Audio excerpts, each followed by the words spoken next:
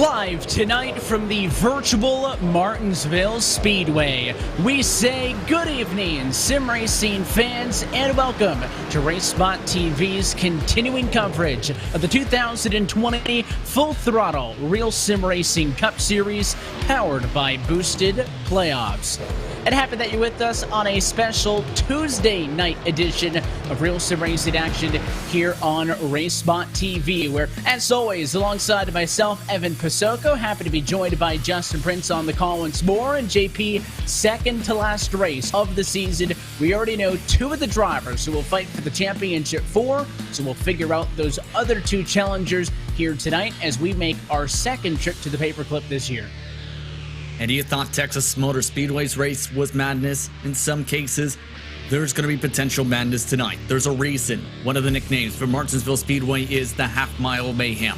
It's one of the most difficult short tracks in all of iRacing, where not only is it expected that you'll at least have contact with somebody at least once, up to 5 times at minimum during a race, but in many cases, if you are left without any damage, it'd be a rarity. This is the type of race where if you are one of the drivers who are looking to try and fight for the championship you need it to win at either Kansas or Texas or do well at those tracks, because if you're in a tough point situation for tonight, like some drivers, including some of our favorites are, you're going to be in danger. Let's take a look at those points coming into this evening. So a race win for Michael Araya at Kansas and a race win at Texas for Daniel Eberhard. Have them locked in. The bubble is Dylan Jones, only 4 points ahead of Adam Benefield. That is 8 points ahead of Grant Davis, 10 ahead of Andrew Friedage. And you know, Justin, we're going to be tracking all 6 of those drivers. Any one of them could go in or could go out, but obviously the big story is Friedage, the 2-time defending series champion, a 6-time race winner this year, but he finds himself in a bit of desperation about a position that he is not used to being in. Yeah, usually around this time, he's either locked in or close to locked in with his types of domination performances when it came to the mile-and-a-half circuits last year. This year, it's not been the same. Daniel Eberhard pushed the tempo up. Michael Araya able to come away with the race victory. And for Friedage, the luck just hasn't been there all playoffs. Every time he's got a winning car, for the most part, he's been involved in an incident. And for now, this is the type of race where I think you have to be absolutely concerned if you're Andrew Friedage, because at this track, you don't want to have to be in a points battle, because any sort of incident around the track can mean you're done for the title. And obviously, we are concerned, I think, maybe about what this race is going to look like just based on what we saw here earlier this year. I mentioned it's our second trip to Martinsville Speedway this year. In May, we saw Daniel Scott get a first career Real Sim Racing Cup Series win in a race that required some overtime. It went 202 laps total. Tonight's scheduled distance is 200 laps, but Justin, that race had 20 cautions for 103 laps of pacing under the lights. That set a caution record in the 9-year history of this Full Throttle Cup Series. Not a single car finished the race with 0 incident points. The lowest anybody got was 8, which is basically 2 major bits of contact. But, of course, the big difference is we're racing on a Tuesday night, not a Monday night, so it's not going to be as big of a field as we're used to. All 8 of your playoff drivers are here. That's what is important, but I think a little bit of a lighter field maybe will make things less congested and hopefully maybe not as crazy as what we saw here in the summer. As you can see with the track temps as well, fairly cool today, around 84 degrees Fahrenheit. That's around 65 degrees the air temp. The main thing to keep an eye on, mostly cloudy skies. But also, you have to keep in mind, with this racetrack, it's usually a bottom-dominant facility, where if you lose the bottom, you're likely going backwards, especially on the short run.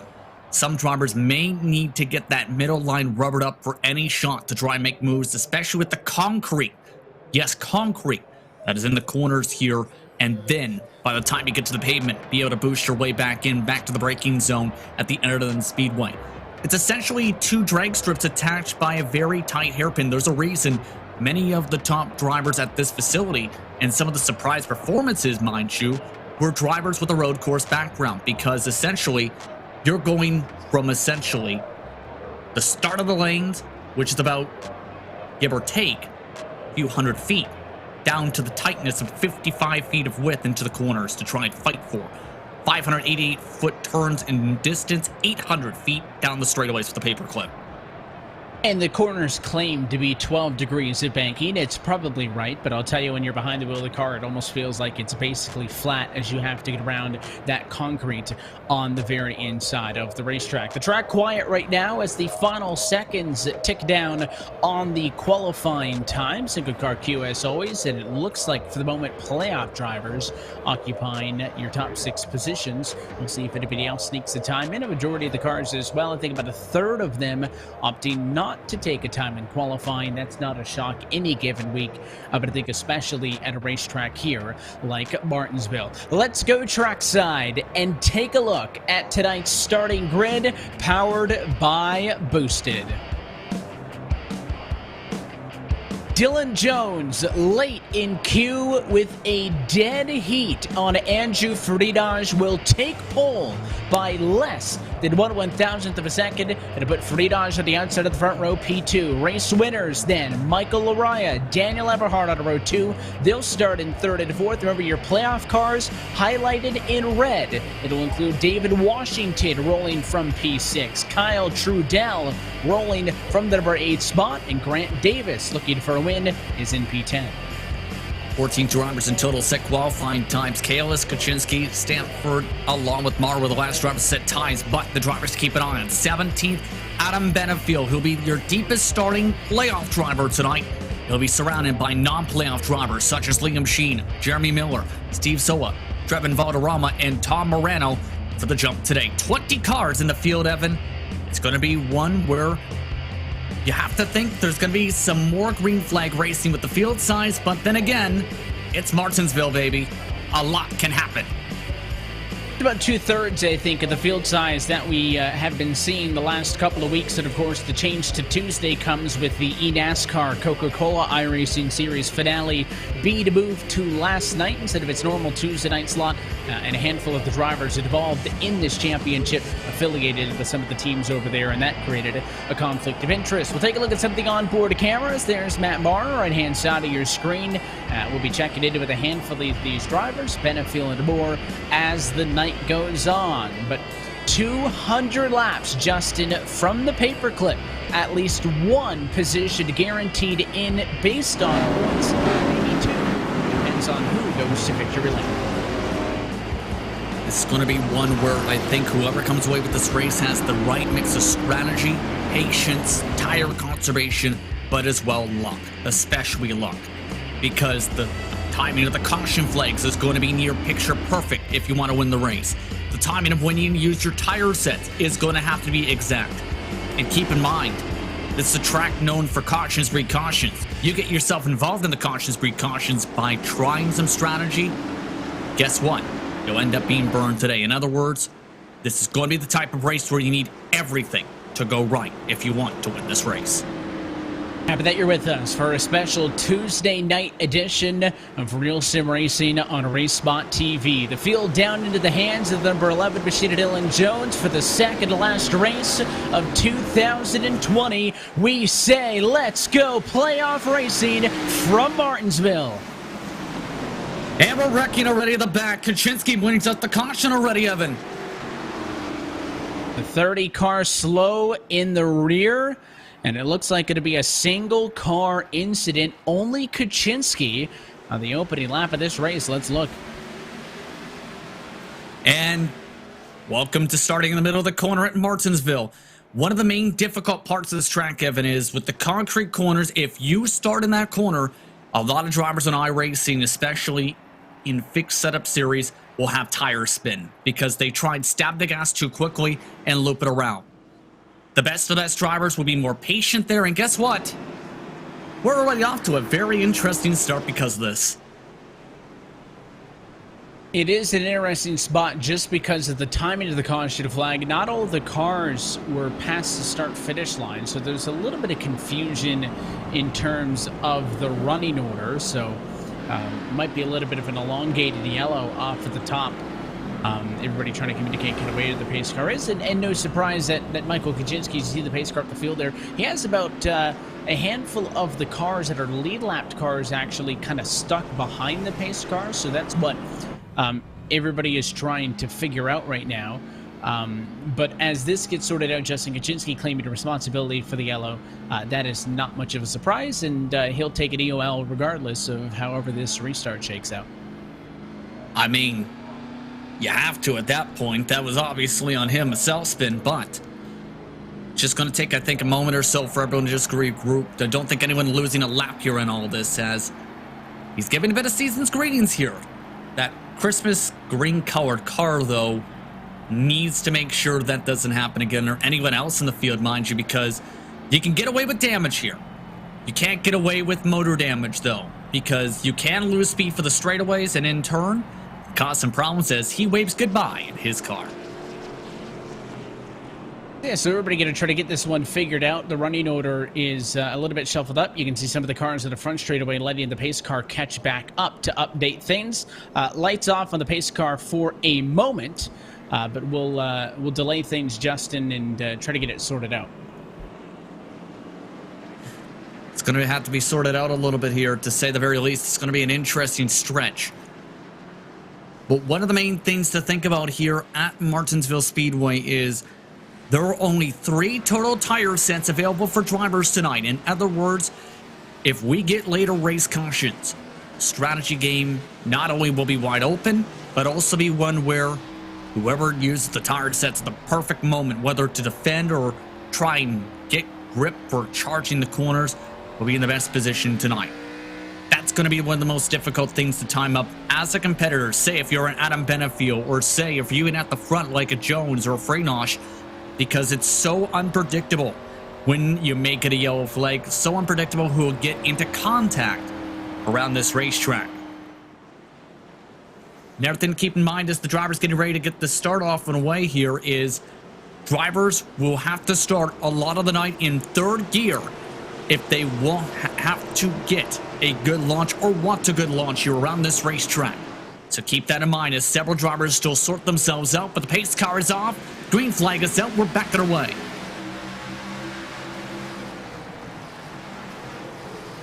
Dylan Jones, Andrew Freynosh, Daniel Eberhardt, Kyle Kamer, Michael Araya currently the top 5. David Washington, rounding up the top 6 grouping so far. Already a separation of more than half a second between them and Thomas George. John Fowler, Grant Davis and company, cautions out. Liam Sheen spun around in the 36. Up against the outside wall, down in turn number 4. This one, we got at least a lap into it. Let's take a second look at the trip down the back straightaway. Single file for the moment. Liam Sheen looked like he was pretty non-committal there, just on where he wanted to be going into the corner, and he had some help from the 83 of Adam Benefiel. Yeah, that was coming either way there. Benefiel had the bottom line, and if you leave the door open for a late arc like that, you leave yourself up for grabs for someone to try and dive it on in by the apex. In that case, Benefiel had the door left open. Sheen gets spun around. So quickly, 2 caution flags. We've had maybe about 1 lap in total of green flag racing when you add up the straightaway at the start. Yeah, and it goes right after I said all pre-race about how maybe the lower car count would help this race go just a little bit green. And a challenge, I think, here, because, of course, Adam Benefiel, one of the drivers who was involved in an accident, he has claimed responsibility for the incident, so he will take a end of the longest line, a penalty. And, of course, that is a notable story when you talk about the championship, because he was the bubble car, -4 to Dylan C. Jones coming into this race. And now he will find himself at the back. Granted, he didn't opt the queue, Justin, so he was expected to be back there. Rolled off from 17th on the grid, but long way to go for Adam. But when you look at the drivers that he's supposed to be chasing, Dylan Jones currently leading this race. Kyle Trudell then would be the highest on points, only in P10. The door's pretty much wide open for somebody to kind of sneak in to make some noise, like a Grant Davis, who needs a couple more positions. Even an Andrew Freynosh, P2, looking pretty good. Well, when you get a decent launch off the start, that helps to make that feeling good. But the main thing's going to be when the racing gets together. When we get some green flag laps together, that's where I think you have to really say, okay, this car looks like it's going to be good. There's a reason Freenosh was one of your top practicers, though, tonight. He put in a decent amount of preparation. Compare that to Benefield, who had technical issues throughout qualifying and practice, Evan. Only had 3 laps in this session. He'll get to start shotgun after the EOL penalty, by the way, as here we go again. Let's see how long this run goes. Dylan Jones going to be in control for the inside of the front row with Freenosh pushed to the outside. That position not changing through this race thus far. Green flag flies back and away with 11 laps down. Side by side for second. The 9 car of Thomas George way out of shape, and he caught it. And he's still trying to save it. Hit the door. Mara trying to go back and forth. Believe he got a shot from behind. That's where you see that massive dent. Believe John Fowler may have made contact with him. Everyone finally able to regroup, though. That could have been disastrous right in front of the whole pack. Yeah, it was a great save for the 9 car, but it was Fowler who got into him. Fowler just now saying over the radio, I was just trying to tuck in line behind you. That was far from what resulted from it. And Nina George very fortunate. His car still on track. He does fall to P11. There he is riding behind Trudell. And up the road a battle. Matt Mara side by side with the 89 Machida Fowler. That battle for 8th and 9th. All this action continues. Looking at 14. And we nearly had disaster there because Tom Morano was blocking the whole racetrack and just got going in front of the race leaders. That could have been an incident involving all your leaders as there was no caution flag triggered from it. He's going to lose a lap, but man, the field just got lucky. He just straightened it out about 5 seconds before those leaders had come around, and I think that if he wasn't going to straighten it out, the caution would have come, but anytime there's a car split around in the corner as the leader, you can't really see what's up the road, and if you don't have a live spotter in the session with you, it can catch you off guard. You can see Morano pulling over into turn number 3. I think that might just end the night for the driver of the 42 because he stuck a lap down after he got turned in 3, came to a stop on track. There was no yellow and subsequently got lapped. Watching Mara in 23rd and another yellow. I believe William Sheen got bumped around again. He was in the late teens. Saying over the radio, something involved in some trouble with that caution flag. So a second yellow with the 36. Let's take a look. He's taking the claim. He's embarrassed himself for it. He claims it, so that may have just been a self-spin for Liam Sheen at a turn 4. Of course, we talk about the curbs on the inside. That could always be a factor. Let's look. And no curbs. I mean, just too much power at a turn 4, and Adam Benefield nearly gets taken out in that one, but that was just a solo spin for Liam Sheen. Yep, quite simple as that, and now his car is fairly battered up. At this point, though, you got to think we're going to get a long run, or at least a run that's more than 3 laps here. We've got a field that's capable of doing it, Evan, but this is one of the most challenging tracks on the service for a reason. Because, especially in short track racing on smaller tracks around half a mile or lower, it can be difficult to judge some of the distances in the sim depending on your setup. It can be difficult to judge your braking marks.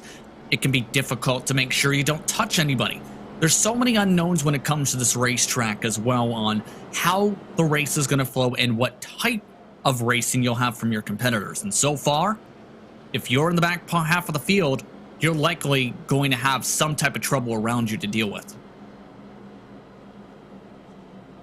And Kaczynski down pit road along with Sheen, so some drivers towards the back opting for service. It could only Tom Morano a lap down, and that was courtesy of the incident earlier in this race. He's going to get back on track, but at least for the cars up front, it has been mostly uneventful. We saw the big slide for the 9 on that last restart, but for most of these cars, it just seems like they're having trouble not only in traffic, you know, but also when you're out there on your own. I mean, Martinsville's a tough track on its own, and 3 yellows in the opening. It was lap 16 when that one for Sheen came out, so a lot of attrition. This one could come down to who can just keep her clean.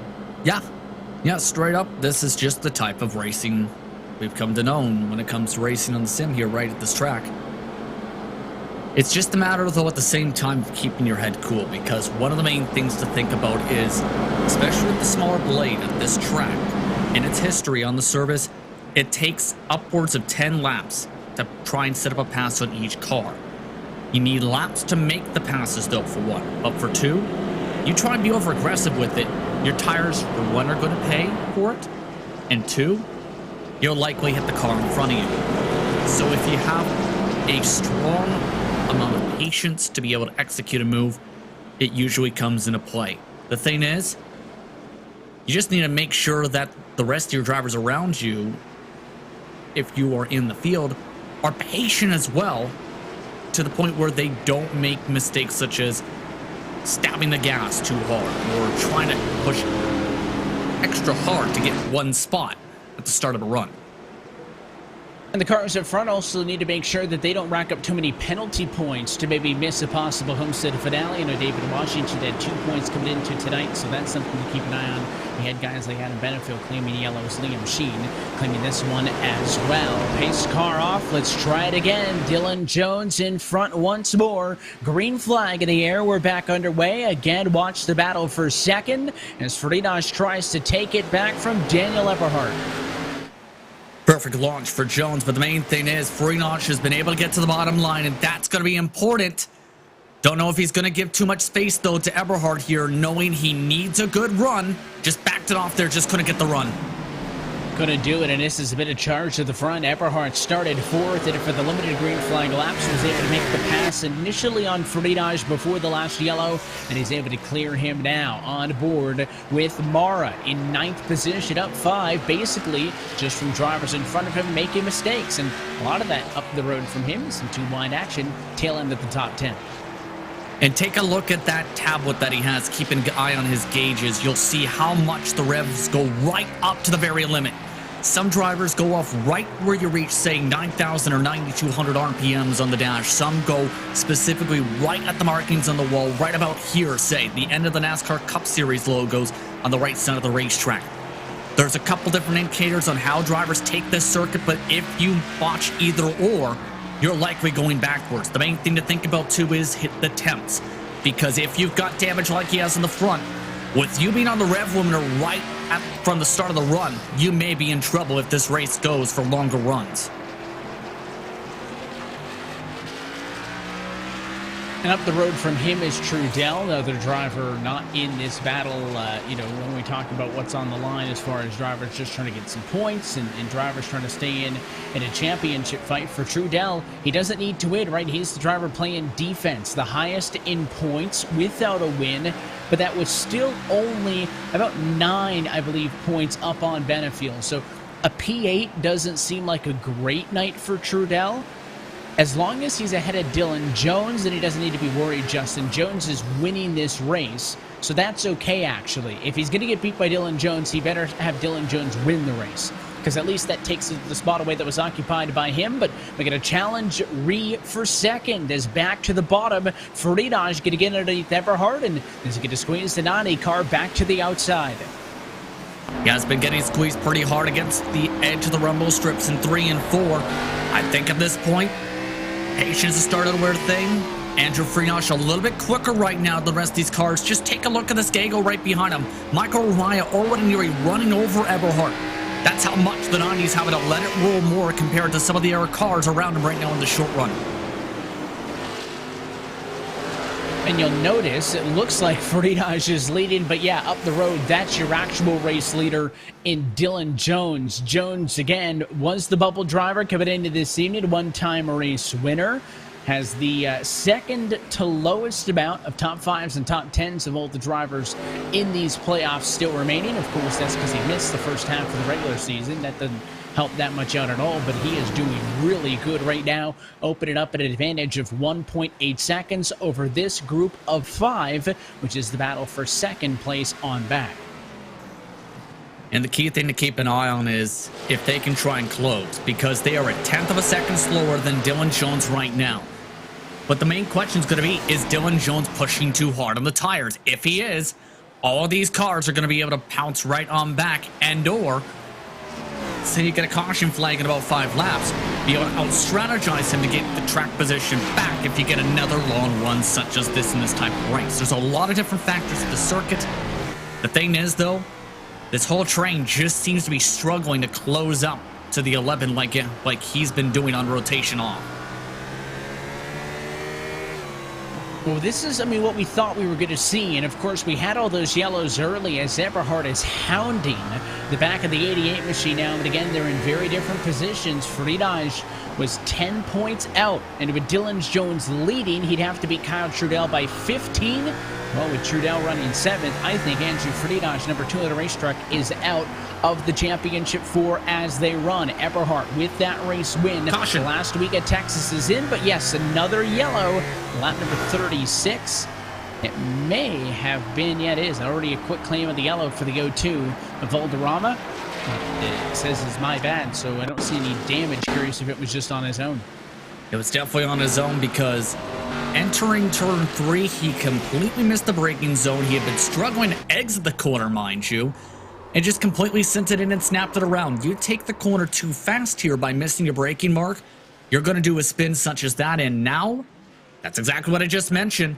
You may see drivers think about rolling the dice here. We'll have to wait and see now because this caution flag already almost 40 laps on the tires, and some drivers at the back have taken that risk. They only have 3 additional sets of tires available, so you basically have a change for each quarter of the race if you can get to about lap number 50 before you make a decision. But Matt Mara, Eric Stanford down pit road early in this one. Lead cars, the likes of Jones and Friedrich, not yet deciding that pit stops are necessary. There are the 2 lone cars on pit road. And if these races go green, Justin, the 3 number for the tires is pretty much always good to go to the end on a green flag run, a green flag race. But it's in races like this where you have a lot of the stop and start and you can kind of do whatever you want strategy-wise. That then makes that 3 sets of tires a lot smaller. Exactly. And where you'll really feel the pinch likely as a driver is if you get caution flag, say with 30 to go, 20 to go, 15 to go after a decent amount of laps, because say you're on tire sets, you're basically going to be forced into defensive mode. And that's one of the difficult parts, is just picking the right times to take the tire sets. The thing is that here at Martinsville, a lot of competitors feel more comfortable, say, defending if they have a cushion of cars behind them. Say you have half the field come down if there's an air caution, and then half the field stays out. That half the field, if you're one of the lead cars, makes you feel more comfortable. The tough part is everyone around you, or behind you rather, will end up in turn be able to be much more grippier off the corner and quicker on the exits to be able to try and pass you, and in some cases can work the outside line, which can lead to a bit of craziness until the pack goes vice versa on another caution. And that's the tricky part, right, is you don't have that crystal ball to look into. So ideally, you could say, and we saw this a bit of the strategy last night with the Homestead finale for the eNASCAR series, where, some of the drivers opted to save their final set of tires for late in the race. That's kind of how we saw the May race here play out, was Daniel Scott taking advantage of some opportune pit strategy and keeping the car clean. As I mentioned, become a first-time winner in RSR Cup Series competition. But at least in this one, look at the top of your screen. Look at all that red. Jones, Friedrich, Eberhard, Lariah, and then you got Washington, Trudell, and Davis. You got 7 of your top 8 are playoff drivers, so they're really stepping up to the plate so far. And don't forget, Adam Benefield's already up to 10th spot too. He's been getting fairly quickly around some of the cars in the teens. It's going to be fairly intriguing. All these drivers still in the same cycle of tires here from the earlier restarts to start off this race tonight. First driver on Freshies, Liam Sheen. And it's a good jump at the inside for the 11 of Jones. And look at this, Friedrich tucking in line. He's able to hold off a challenge by Eberhard. Now he wants to look to the inside for the race lead, but Jones fires down the back straightaway. So good. They're starting to equalize a little bit after that big gap at first between Jones and the main pack. Now the main thing is, will the distance come into play now that Jones will have to deal with a lot of pressure from behind? There's already some argy-barginess going on behind him, though, with some near contact a couple times. Even this battle for second, they are all over each other as Daniel Eberhard is trying to make this pass on the outside of the racetrack. But Friedrich fighting back. He has the advantage. The Donnie car going to keep a nose on the quarter panel, and here comes Kyle Kamer. It has opened the door open for him as these cars have sat side by side. Now Eberhardt relinquishes that battle, tucks back for P3. Let's see if Dylan Jones, who was clear off for the restart, which was the big thing, if he can try to pull away again like he did that last run. He looks really good right now. 10th and a half quicker, in fact, just about that time by the stripe. He's been a really good fire-off speed. The main thing is, though, some of the drivers behind him are known for conservation. Freenosh and Eberhardt know how to save tires to make sure they are good for the long run after that fire-off speed fades away. They've already closed that deficit on the lap total this time by down to less than a tenth of a second. So I think at this point, Jones might not be able to pull away. If not, he might lose ground. If this run gets any more laps on this set of tires, they're starting to reel him back in now. To keep it even, he got to close to 2 seconds the last time. Right now it sits at about 8/10, as it is again Freenosh with the horde of cars behind him. He's second, Eberhardt third, Kamer fourth, David Washington in the number 5 spot. Tom Morano 5 laps down, the only driver off of the lead lap. Other than that, all other 19 cars still lead lap as we close in 1/4 distance in the Boosted.Club 200. Oh, and we got another caution flag. Matthew Hart, a few drivers involved in turn 2. And I saw Liam Sheen say something on the radio, so I don't know if he was involved or if he just got a second piece of that incident. But Matt Maher, a tough break. Let's take a look. Like that is the 89 machine of Fowler up the road from him. There, one bit of contact there into turn number 4. Justin to back off into 1. And there's the second piece. John Fowler's not having a fun time. He nearly snapped it into turn on the exit of turn 4 and then sent it way too hard in the entrance of turn 1. That's nearly the exact same thing they did with Thomas George off one of the restarts. At this point, John Fowler is completely missing his marks over, and Matthew Maher's car is totaled. And this has just opened the floodgates for the pit window. That's exactly what I just talked about, Evan. And it is not a unanimous decision, though. You can see that Daniel Eberhardt is down pit road. Michael Laraya is also in. And then a handful of drivers at the back of the pack. You got Fowler, Davis, Kalis, Kaczynski, and Mara.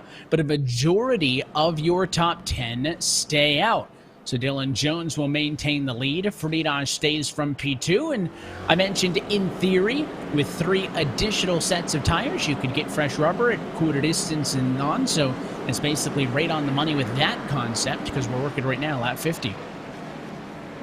And that's exactly the same thing, though, I said about the vice versa theory. Because now you've got a bunch of buffer cars if you have track position until everyone in the fresher tires comes through. The danger now is if you're on the fresher tires, it can be fairly hectic. Let's put it that way.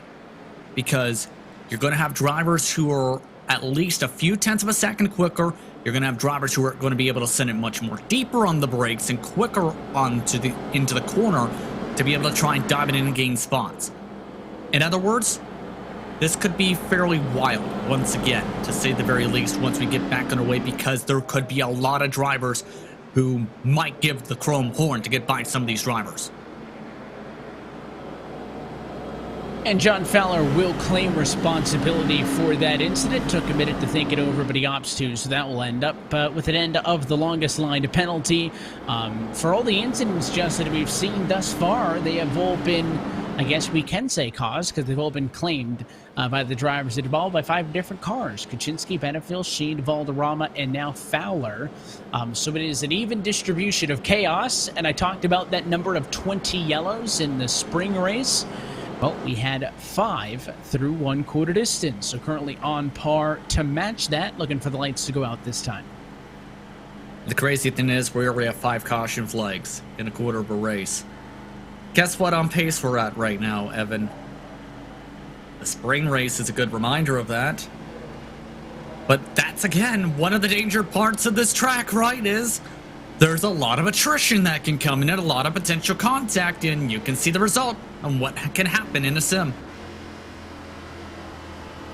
And Dylan Jones has been so good on these restarts. Let's see what the cars with fresh tires, though, can do. They'll be 13th on back, led by Michael Araya. Stanford in 12th, pitted, but that was on 2 yellows ago. His tires 15 laps old at this moment. Green flag flies are backing away. Jones has been perfect so far. He stays clean, but here's the new challenge. Kyle Kamer to the inside of Farinaj. He wants to steal second. And I think Kamer has the speed. It's just a matter of getting the corner exit, because Frenosh, same thing similar to what we've seen with Eberhard, are squeezing and squeezing hard to make sure that the car below doesn't get a run and essentially is forced off the gas. Kamer just pushed him up the hill. And Faridaj is going to come back now. Tucks in line after those two cars touched slightly. I think Kamer might have cleared himself a little bit early, and it did result in a small bit of damage to the 88 of Faridaj. It doesn't look that severe, and I don't know if it's damage or just a faster rate, but now the Kamer's cleared him, looking to put a couple of car lengths in between those two. I wouldn't be concerned as a driver about that type of damage, because you're likely to get some more of it. The main thing is, though, take a look at that gaggle right behind him. Thomas George on back. Those are the fresh tire drivers taking it 2-3 wide into the corner, all trying to get their way through the field and quickly and take advantage of those fresh field goods. Yeah, they want to get through now, and obviously Eberhard has leapfrogged Laraya as the lead car on fresh tires. There he is in the 90 machine, running P9, and now running up another position at 8th as he clears George. The 19 machine of Stanford behind. Again, new tires, but not as new. Also trying, and look how good the drive off is for the 90 compared to those other drivers. That's exactly what I talked about, right? You're able to extend it harder into the corner. You're able to brake later into the corner. You're able to also carry more speed in general. And that's what Eberhard's doing right now. It's to the point where you've seen Adam Benefield just say, "Ole, go right on by. I know if I try to hold you up, that may lead to trouble." Now, the main thing is, though, for the next cars in line, they may not be as easy to try and pass. Well, he's not going to give him an opportunity to set up a defense, and Jeremy E. Miller, one of the non-playoff cars, doesn't want to be a factor. He'll let the 90 go, and now he has to deal with the 98 machine of David Washington. This battle for 4th. Washington will leave the inside open. Daniel Eberhardt going to cruise on through. He's driving about 4/10 faster a lap on those fresh tires than the rest of the field is. Yeah, even the drivers on his same tire cycle are running 2-3 tenths slower than him in some laps at the moment. And this is also what I mentioned. The fresh tires, you can get the top line to work because of how much momentum you can carry around this track. Did that exactly with Andrew Frenosh, a 19.7. The leaders are running 20 flats at the moment. He's going to get up there and fast. Now on Kamer, who didn't quite give him as much of an inside positioning. And now a caution flag from behind. Grant Davis, one of your playoff drivers, is involved in this one. So we slow things down for a 6th time. Let's see what happened. That's Stanford up the road, and that looks like Justin at Stanford was trying to go to the inside of Trudell, while Davis was trying to do the same thing. Yeah, he definitely tried to go down there quickly. Trudell was trying to give space and still got turned around there. And again, you have to remember, Davis and a lot of these other drivers were on fresher tires by a little bit than Stanford, so they had a little bit that on their positive side. But now, here comes that vice versa point I mentioned. Now, everybody else comes in. It's not as big of a difference, though, on the tires, which is going to be crucial. Yeah, it was closer to basically 50 lap difference when the likes of Benefield and Eberhard, I guess I should say, sorry, were driving through the field. But now it's only going to be about a 15 lap difference. So the top 6 cars decide to stay out the race off of the pit lane. Dylan Jones, who has led this entire race, is going to lose the race off of pit road to the 8 of Kyle Kamer, and not by much.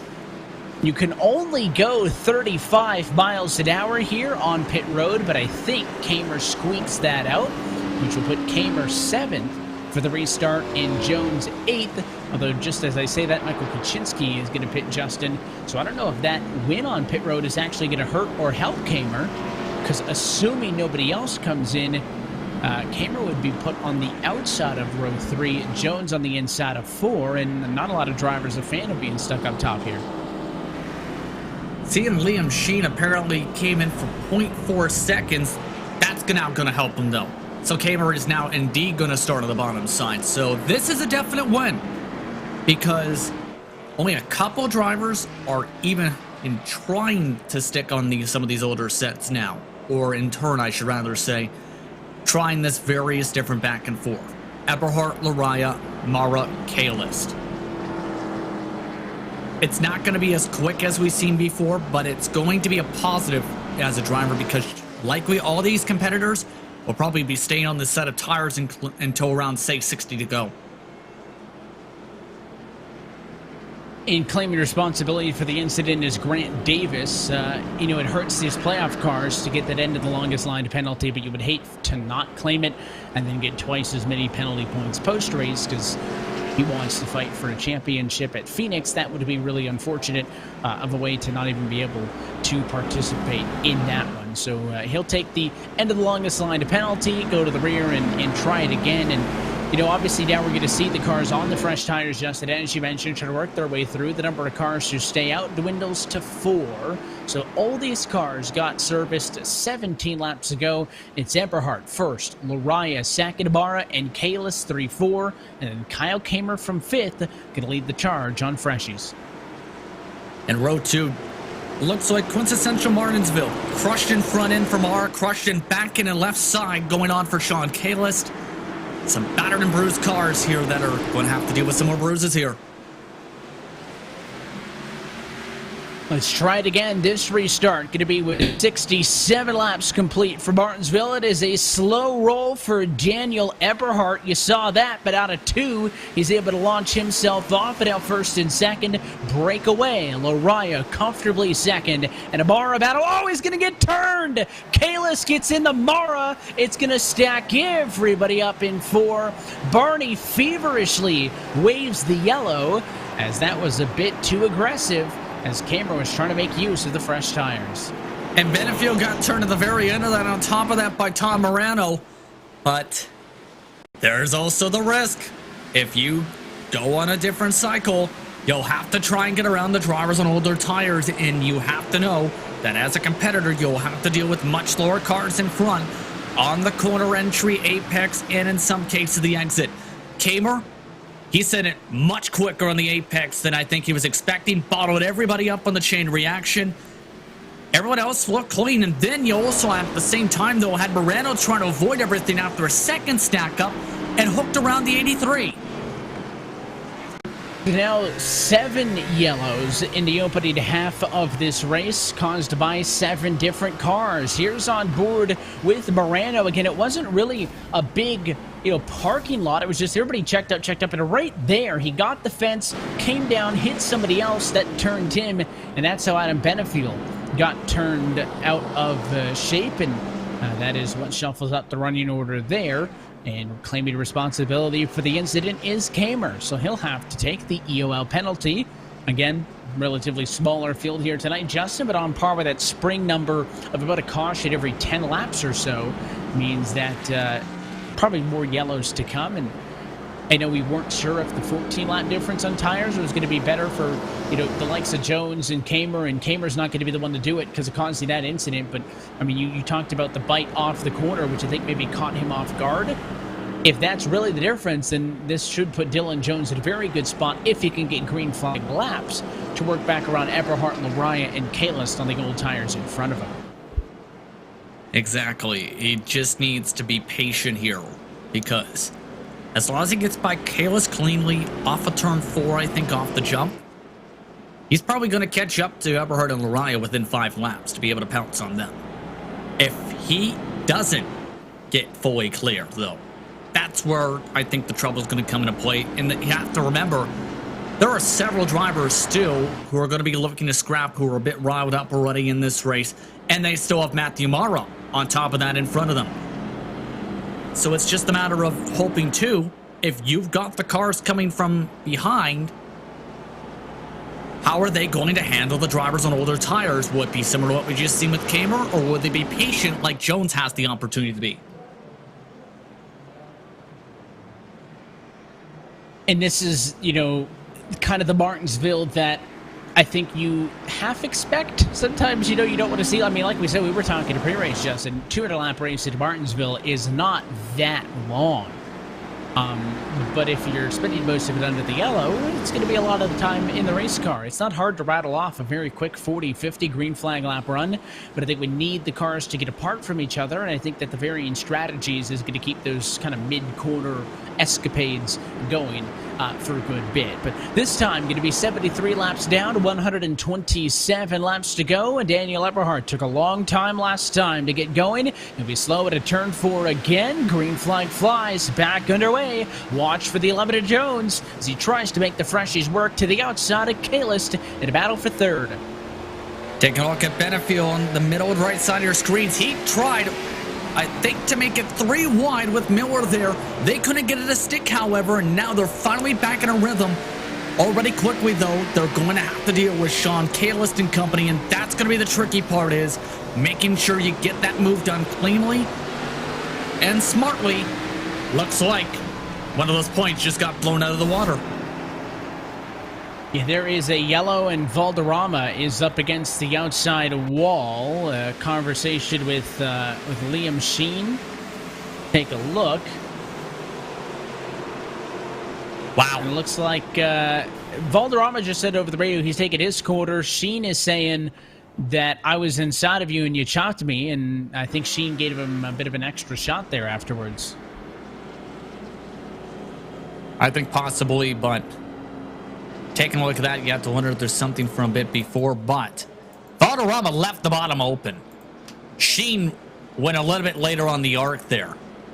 And the second shot, I don't think, was more so tempers and more so just quintessential Martinsville where you have and ricochet off. But you have to say, if you're a driver in this field, we need to do better because there's a lot of talent here. You can't just have this happen over and over. You need to get your head back together and calm down. A lot of discussion as well with the drivers over the radio. They're kind of talking to one another. And, Justin, if it was as easy as, I think, like 4 different drivers causing all the yellows, I think you have a point. But I think collectively, everybody needs to do better because that is the 8th caution. And it's involved about, the first 7 at least were all claimed by 7 different drivers. So far, nobody has claimed the last one. So that would go to a post-race review. But, it's not like it's just 2-3 drivers. It's kind of across the board. Exactly. And that's one of the main things that makes me lose my mind a little bit on this is you've got to think better. You've got to be smart at this track. You make non-smart moves, to be putting it lightly, trying to use my words carefully here, you are not going to make friends. This is the type of track where, if anything, if you upset somebody during the season, you're not going to get any slack. If anything, you're going to get payback of this type of race. It's one where you can potentially see that factor in. It's similar to what you see, say, at Daytona or Talladega in that regard when it comes to give and take. Right now, the drivers need to start giving a little bit more than what they've been taking right now because at this moment, say this is a plate of cookies they're fighting for give or take, there's only 1 cookie left. Not everyone can get 1 cookie. I think they all want a bite of it, and they all want the whole thing to maybe. And you'll notice as the lights, I think, are going to go out on top of the pace car this time by, that we will try a single file restart to see if this race can try to string out a bit of a green flag run. Again, only working now, lap number 80 of 200, and then there's our 8th caution flag of the night. That's going to go behind us. Reminder that the drivers in this championship have those pink windshield banners with the white boosted logo on it. They've also got pink on the splitter and the spoiler, but if you're trying to tell them apart from one another, look to the top of the screen, and as we cycle back to the top 4, there they are all in red. That's so you can keep track of those playoff cars. Pace car down and in. It's the second to last race of the regular season, and Daniel Eberhardt doesn't need a win. And due to single file procedure, he'll go up against the outside wall because cars cannot pass on the bottom, only up top. So he'll use that wall as a bit of defense, put the right foot down, green flag flies, back underway. Let's try it this time. And the cheeky thing about how he's been taking the starts today is for Eberhard, he's doing it right at the very edge of the restart box, right where you trigger the green flag from Barney to Flagman on iRacing. And one of the main things as a driver is if you have that happen, you'll see a lot of wheel spin and checkups in the back of the field. Take a look at how separated it is behind some of these cars already.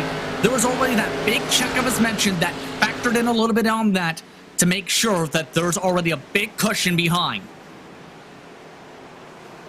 You see Mara, the Nida machine of George. That battle for 10th and 11th is going to be short-lived as Mara drops behind. And now Trudell going to come up the inside. He'll also make the pass. Next on deck, Liam Sheen, who has had quite an evening tonight. And for all the cars that have been in accidents, you can see the heavy front-end damage, Justin, really hurting Mara here. Most everybody else that's been in wrecks really don't have a ton of damage. Bit of bench sheet metal here or there, but not like Mara. I think the 23 is basically in maybe the worst position, aside from the 24 of Davis behind him, who has no front clip left on that Exalta Chevy. One of the drivers looking for maybe a race win to get to the championship 4, looking pretty bleak at the moment for the 24. You also have people without TV panels at this point, like Adam Benefiel, and the counter-argument is, in real life, think back to Bristol a few years back, it can make you faster. On the sim is still up for debate, but still. Eventually, all this damage can end up compounding and piling up, though. That's the tough part, Evan, because the more hits you take, the less that car is going to be able to perform. Especially if you, get suspension damage, where you break the toe out of the car, or you end up snapping something in the motor, hit the tailpipe, lose some horsepower. All of that factors in hard here when you have to be able to get enough pull down the straights to be able to send it up the inside. Even a little bit of engine damage can cost you your ability to be able to actually pass somebody. Yeah, front-end damage is always the worst kind of damage, right, to have on the sim. And Mara is going to do everything he can to try to hold some of these cars off. But, on board with Kalis, who's been able to pull away, he and Davis and some of those other drivers are kind of hoping cars wreck out of this race, right? I mentioned it's going to be a battle of attrition. I thought more so attrition with cars wrecking out of the race. It seems like cars that get involved in accidents just stay in it. And in the case of Kalis there, that car doesn't look too hot. He's running 12th right now. So tons of opportunities for these drivers to pick up points. Of course, all the battling going on outside of your actual championship battle for the top 8, try to become the championship 4, as there's Davis right now under fire to the inside by Kaczynski. And for Grant Davis, this is a disaster for him, because here's the thing. Yes, you may be thinking, oh, hey, the temps are going to be cool. There's no front clip. Here's the problem. That radiator is completely crumpled in. And that's going to cause the temperatures to spike up on that race car. So in other words, not only is he going to be down on speed, Evan, there's a chance that car might blow up if we get a run, say, of 40, 50 laps, depending on how things shape up here for that car. And look what he's dealing with, right? I mean, sideways just in front of him, a big slide. What a save. Eric Stanford nearly lost it on his own. A great save to keep this thing green, and that's what you're going to be dealing with. But to get to, his car's not really damaged like others. You see the back end, but again, I'll take the back over the front any day. But Justin, we're going to get now to the point where we're going to be on the oldest tires as far as actual green flag laps on them we've seen all night. And for all the self-spins we've seen 10, 15 laps into a run, why wouldn't that be a concern? Also a battle for third place on track further up the running order. Michael Araya under fire by Farinaj, who's trying to make up for some lost ground. He'll have a nose at a 2. Believe Dylan Jones started up this choo-choo train of cars trying to pounce here, because Jones actually settled in behind them for a good 15 laps. The tires looked like they equalized fairly out, but now that there's space built up, they're coming in quickly for Daniel Eberhard.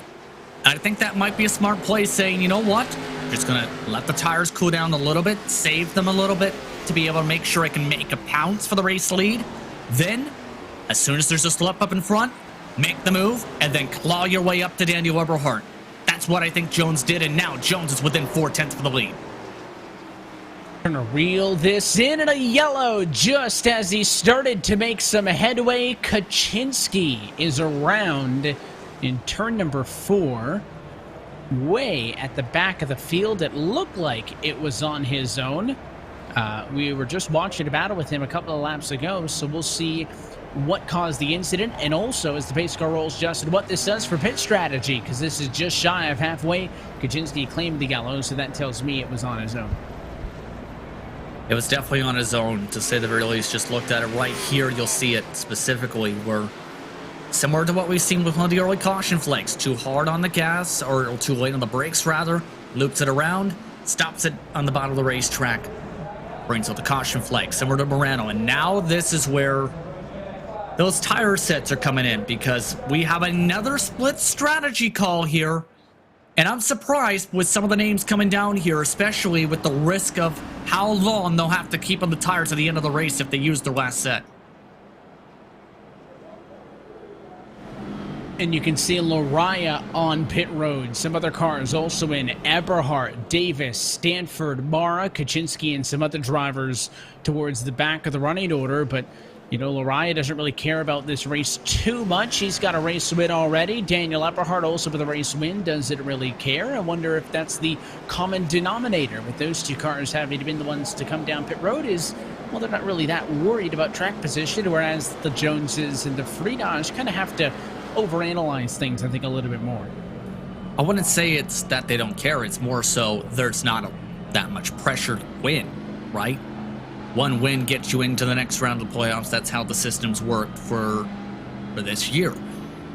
And that's what we're seeing, is there's not as much concern. And it can take some risks too, Evan, if you want to win the race. It's not as simple as, oh, hey, I have to get a win outright if you're some of the points runners. We've seen it. There's been one driver each round who has played spoiler, a non-playoff driver winning the race specifically. Would be shocked to see that potentially at this type of track. It's just a matter, though, of if you did that call just now, you're hoping that it works out, because here's the thing, like I was trying to refer to, Evan.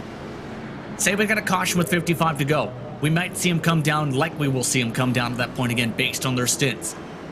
After that mark, however, it's the matter of when does everyone else come down and pit.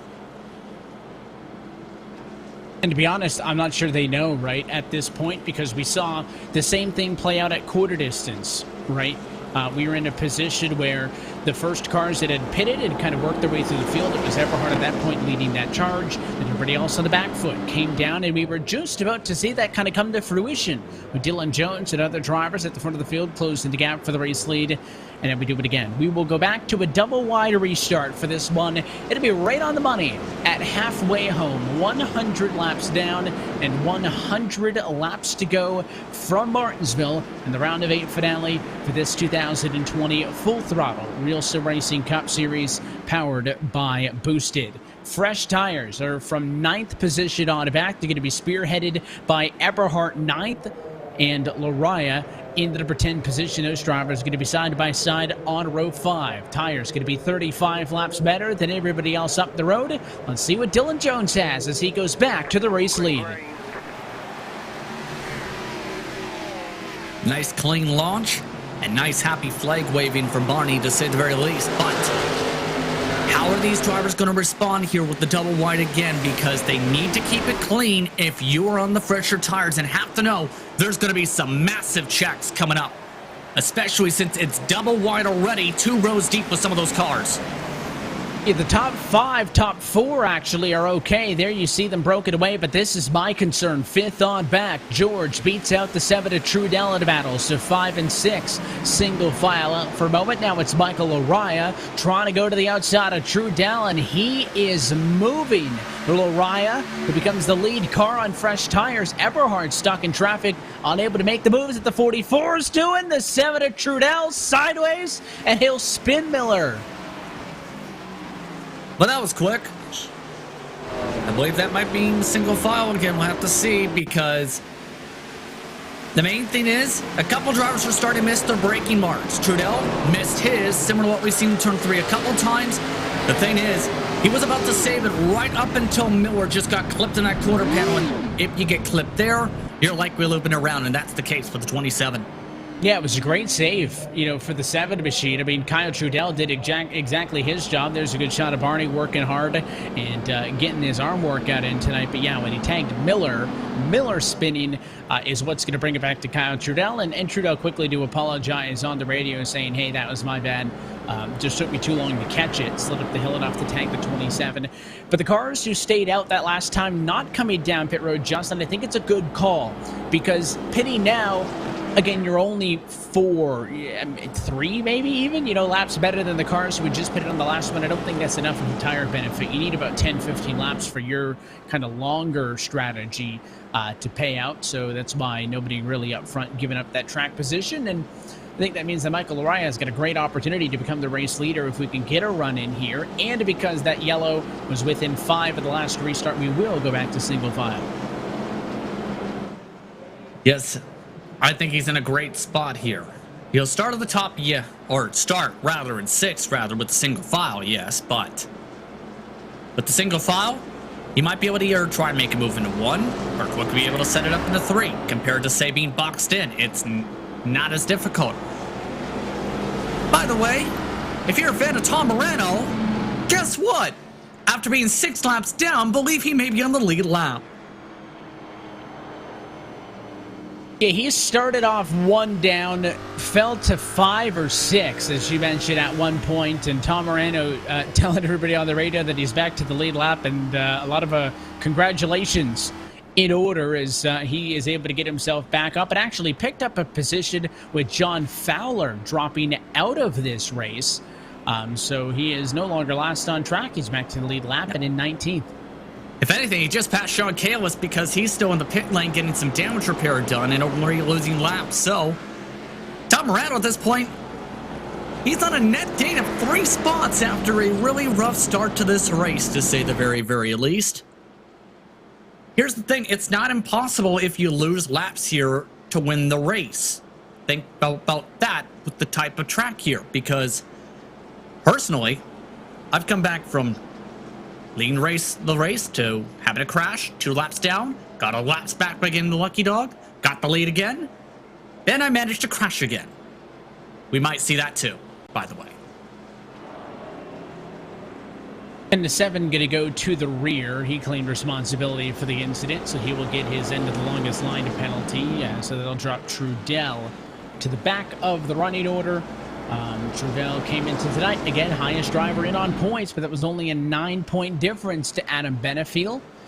Benefiel right now 4th on track, Trudell 17th. Live points would have him out, but I expect the 7 to be able to drive through the field. Reminder, single file, this time through a restart with 92 laps to go. The top 5 cars, old tires, led by Dylan Jones. And we're already under caution. Matthew Mara. There's a lot of drivers involved in this, but I know we talked about most of these incidents tonight's being pretty small, but Mara spun. He stayed on his own, but then Valderrama and Miller got together late, Justin, and that looked like a replay of what we saw earlier tonight. Yep, straight up as soon as he got towards the edge of the railroad mirror in 3rd gear, looped it. What a bobble and miss there for Stanford. For everybody else, they just looped and crashed it around trying to avoid everything.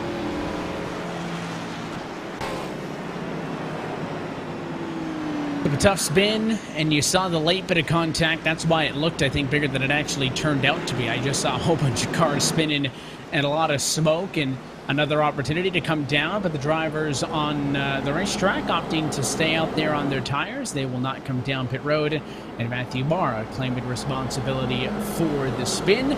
Very similar, Justin, as you mentioned, to what we saw with Kaczynski on lap 0, I guess I'll say. Yeah, to say the very, very least. But the more these cautions fly, the more this helps Dylan Jones and company, I think, a little bit, because they're in a spot where eventually everybody will have so many heat cycles who already took a set, where by the time you say get to that window I mentioned, you might see a lot of drivers end up coming in together who tried that same call just about 20 laps ago. So this may burn everybody if they don't get a run of even 10 laps here, let alone 30 laps. Sean Kalis also going to take the wave around. He'll get back to the lead lap. It'll be the 18th and final car on the lead lap. And while we're talking about Sean Kalis, wanted to congratulate him on winning the 2020 RealSimRacing Outlaw Truck Series Championship last Wednesday night at Phoenix. Picked up the W in that championship. So the 43's been a driver who's been participating in a lot of the stuff here in RealSimRacing over the course of the IROC series, the truck series, and more. So good to see him get rewarded for that, and working hard tonight to stay in this race. Mara anticipating an EOL, going to come down pit road for some repairs. It's also tricky, Justin. We talk about all the cars with damage, but you can't really spend too much time getting it fixed. Mara's just now getting to his box, and the pace car is already bringing the field to turn 3. So if you don't want to lose the lap, you can't spend that much time down there. Exactly. The pace laps are only 45 seconds, and one of the most difficult parts of pitting here is you have a box in the back half of the field like Mara does. You're going to have to be in and out and fast. You have to pit in some cases here, depending on the field size, Evan, on the second pace lap, or else you risk losing a lap if you take 4 tires and fuel. It's one of the most tricky tracks in regards to that for iRacing. And it takes some adjusting if you're a driver or even a newcomer to be able to get used to things there to make sure you don't fall a lap down in that race. Look at the bright side.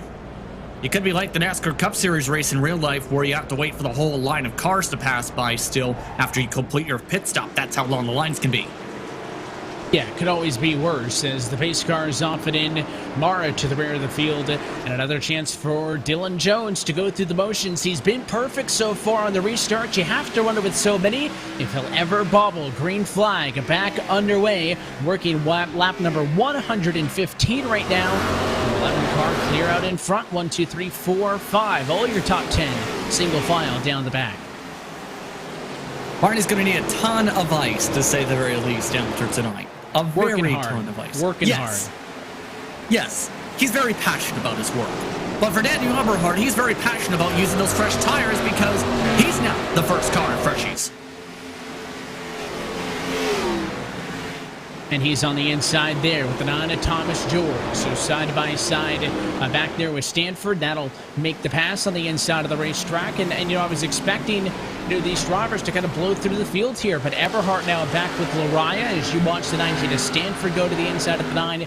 I mean, they're really not charging through the field like I thought they were, as George will lose out in this battle for 7th. And George, he's been bounced around like a ping pong ball, been hit around from the back. He's been hit from the left side. He's been bounced around the right side. And he's been basically scraped up like a normal Martinsville car, to say the very least. The main thing is making sure he doesn't get rattled. Main thing is, though, also keep his eyes open because Benefiel and company, they've been reeled in by Lariah and Eberhard up the track. Already, the lead pack is now 6 cars. Here's the move on the inside with Lariah making the move on the 83 machine, so he will follow Eberhard through. But remember, Lariah was the driver who got the best of these fresh tires soonest initially, with the positioning and all the restarts kind of gave Eberhard an opportunity to come back through. Again, 1, 2, 3 have only come down pit road once. Everybody else from there on back, almost all on 2 tires, or 2 trips down to the pit lane for tires. And you can see that it's not a huge advantage, but it's enough to where there's not much David Washington can do here. The 90 car, maybe a little bit of a love tap on the way through, but he does clear Washington, and I expect Lariah to do the same thing. He looks to the inside, and from a late dive, Washington will shut the door. Going to be very difficult here, JP, but got to be careful because Lariah is faster. Oh, that's going to be frustrating if you're Lariah even too, because there was a lot of space given by to Eberhard before Washington. They worked together, mind you. They are seeing Washington defend very hard with a car on the same tire cycle. So if you are some of the drivers on fresher tires, you are livid right now if you're getting blocked that much in that situation. Washington keeps this up, he may get a shot here. And there it is. Oh, and he's on the curbs, and he will move him out of the way. Michael Araya was tired of David Washington holding him up and drove to the curbs to get him out of the way. Like I said, that was probably going to be there, Evan, and coming in quick.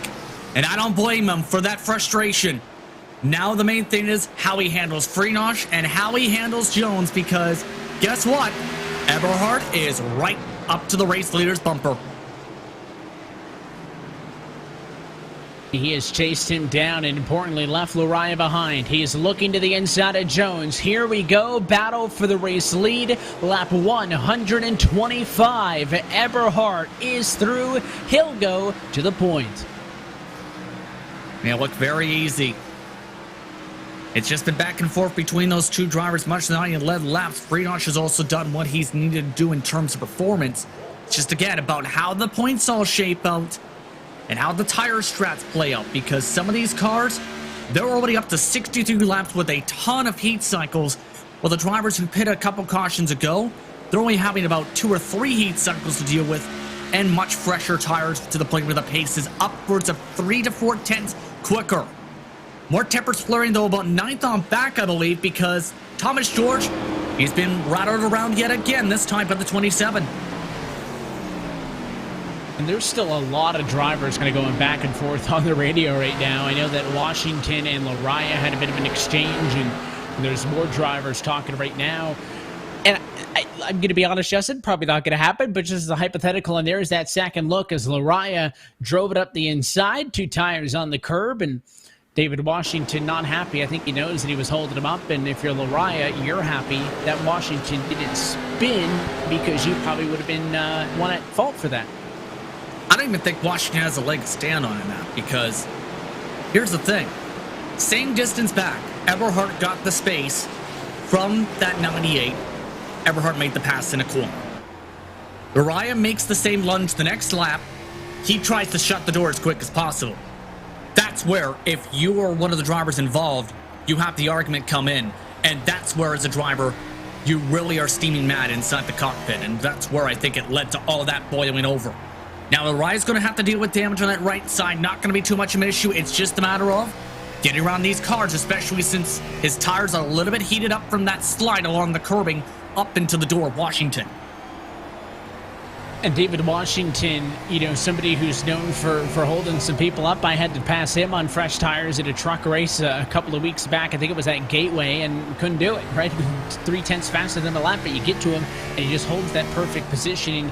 Can't get around him, and granted, I'm no good, so that probably didn't help either, but certainly in the case of Lariah, you know, when there's a lot on the line here, it would just force your way through, get the job done. Again, Lariah, Eberhard, the drivers with the race wins. We know that they will be in the championship 4, but if, you know, Lariah can get up there and challenge, as he's on the bumper of Freenosh, who will block the position, at least for another lap to the inside in 3, or if Daniel Eberhard, your current race leader, goes on to win this, then keeping another playoff car at a victory lane, Justin, just as important, so we can't say that they're not racing for anything.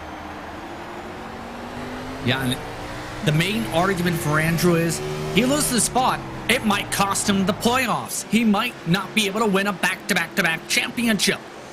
So it's not the same scenario as Washington, where Washington is holding on to basically, well, be David Washington, where he was the last car on points in the standings, entering tonight 8th overall. For Andrew, he cannot afford to give up this position, especially with Benefield right up his tailpipe too. If anything, Freenosh has to be in panic mode. He needs to just keep on riding and hope for the caution to come out to be able to get on a new set of tires to then try and win this race to have any shot at the title. Here's looking off of the back of Freenosh. The bottom's open, and caution right in front of these two. It's Kahlist. I had thought initially that maybe Lariah had successfully faked out Freenosh, Justin, and flashed the nose that made him give the space, but the yellow came out immediately after. Let's see what happened. Got a shot from Matthew Marr, I believe. You'll see in turn 3 where I think Kahlist is trying to give the space to the bottom, but Marr, I don't think, realizes this and just rams him. Like, he was up 2 lanes from where you start to arc it for the bottom and just gave the shot. Kahlist, I think, was just trying to let him go. And that would be An awful miscommunication for Matt Mara, who caused the most recent yellow as well. Pace cars down pit road. These are all the cars who stayed out, plus those who had already pitted, Justin, so half these cars in for their final set. And that's not a surprise. Kyle Kamer, though, staying out. He might be tight on the tire sets. He's been in the pits 4 times overall. If not, he'll have to come down the second time around because that pit box location. But now, guess what? This is the concern now if you hit under that caution I was talking about. Because if you get it around this mark, it still leaves the door open in about, say, 20, 30 laps for everyone who has an extra set to try and take tires and try and see if they can try and win this race. In other words, massive gamble. It's going to be a massive concern, especially since, guess what? Kamer and Kaczynski indeed do not come down the second time around.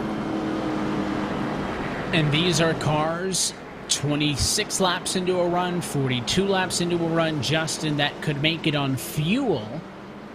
But obviously the tire disadvantage, I think, is going to be the biggest thing working against them. And because that was a longer run, by the way, this race does go back to double file restart, so that'll make things a little bit more chaotic. On Kaczynski, there you go. The 30 car is actually going to come in. Do you really want to risk being up in front of the field, though, is the main argument I have to say in that. Believe Jeremy Miller roll through, and here come the oh-no's, because 2 drivers on very old tires up in front. Kamer pit 27 laps ago, Evan. Yeah, they just picked up on that, and it's only going to be the one now, with Kaczynski having come down pit road, but still, I don't think they're very confident in the 8 car making something cook up front. Yeah, this is going to be where you're going to need to be very cautious, because as mentioned, Kamer is on a little fresher tires, but Miller, he completely missed his box, Evan, and I'm shocked he didn't come down at least the second time around, knowing you've got playoff drivers right up your tail when we get underway. This is going to be the most chaotic restart of the race, and that's saying something with what we've seen today.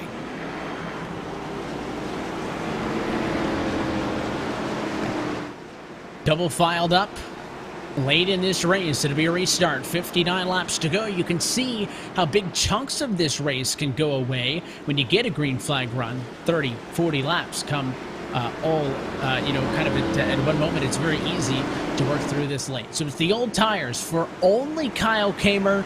Basically everybody else, 4 fresh tires. Green flag flies. We're back underway. Watch the fight for second as Miller going to stay ahead of Everhart. He'll tuck in line. Oh, but it's a big stack up behind the 8. Checked him up. Here comes the 11.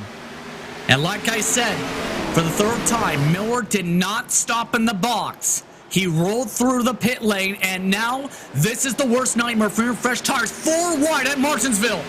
Everhart there. Ferdinand also. Those are going to be the 2 drivers who rightfully back out of it. The fight for the race lead is on, and it is gone. New leader, Dylan Jones. Lariah on the outside. He'll make his way to second. And the 8 car now going to be swallowed up. Everhart, the next challenger. How in the world did they make it stick for so long, especially 3, 4 wide? This is not going to last long, though, because contact! Oh, and it's Kamer. He gets turned. Everhart's involved. The Washington is on the back of the 8 car. And there are several championship contenders involved.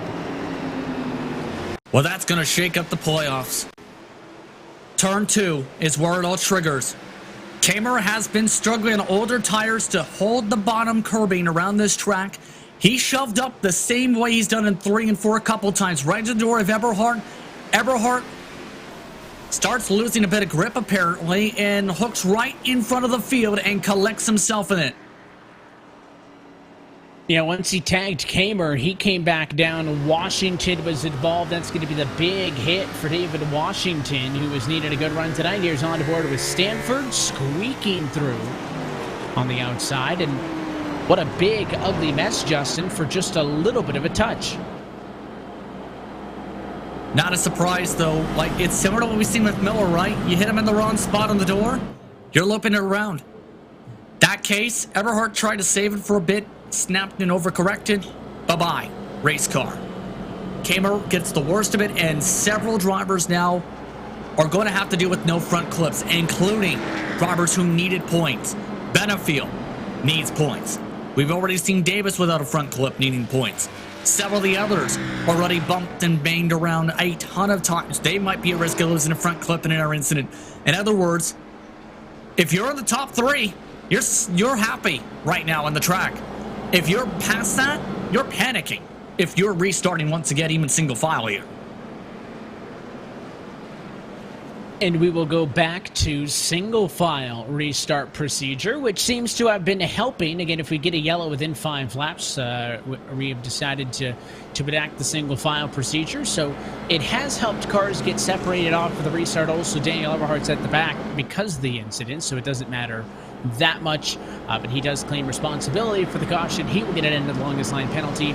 Like we said, doesn't matter for him. He's already a race winner. But Dylan Jones trying to lock things up. If he could do so, then Kyle Trudell would be on the hot seat, sitting in 11th. Trying to stay ahead of Adam Benefield. The difference between those two in points was 9 coming into this evening, and right now the difference between them on track is 7. So you're looking at probably, as they run, Jones in with a win and Trudell up by 2 on Benefield for that possible final transfer spot on points. Again, the only way we'll know, and that will factor in, I think, some critical bonus points maybe for laps led over the course of this race. We'll only know by the time we get to post-race. And here's the thing again, with Benefield's damage now in his car, there's a chance that shuffles a lot more in a couple laps or so, Evan, even. In other words, nothing's set in stone. With this track, we might see an error incident coming up here with the trends. Our longest runs of the race have been around 30-40 laps today. It's not in the favor of the race's tempo to get to the green flag, to the checker flag rather, on a green flag run. For many of these cars, they're trying to pick up some of the branding from the walls and say, you know what, can I turn this sticker into an actual product I can use right now? On the fence, but down to the inside as they roll out of turn 4. The restart now, 51 laps to go. The cars on old tires have been moved out of the way, so we've got a fair fight at the front of the field. Nice and clean off the launch, as to be expected, but everyone else is going to be having to keep their eyes in fourth on back, I think. With no front clip on Benefield, he's not going to be as quick down the straights and might lose some points, and that may be one of the pivotal moments of who tries to get that final spot into the playoffs on points.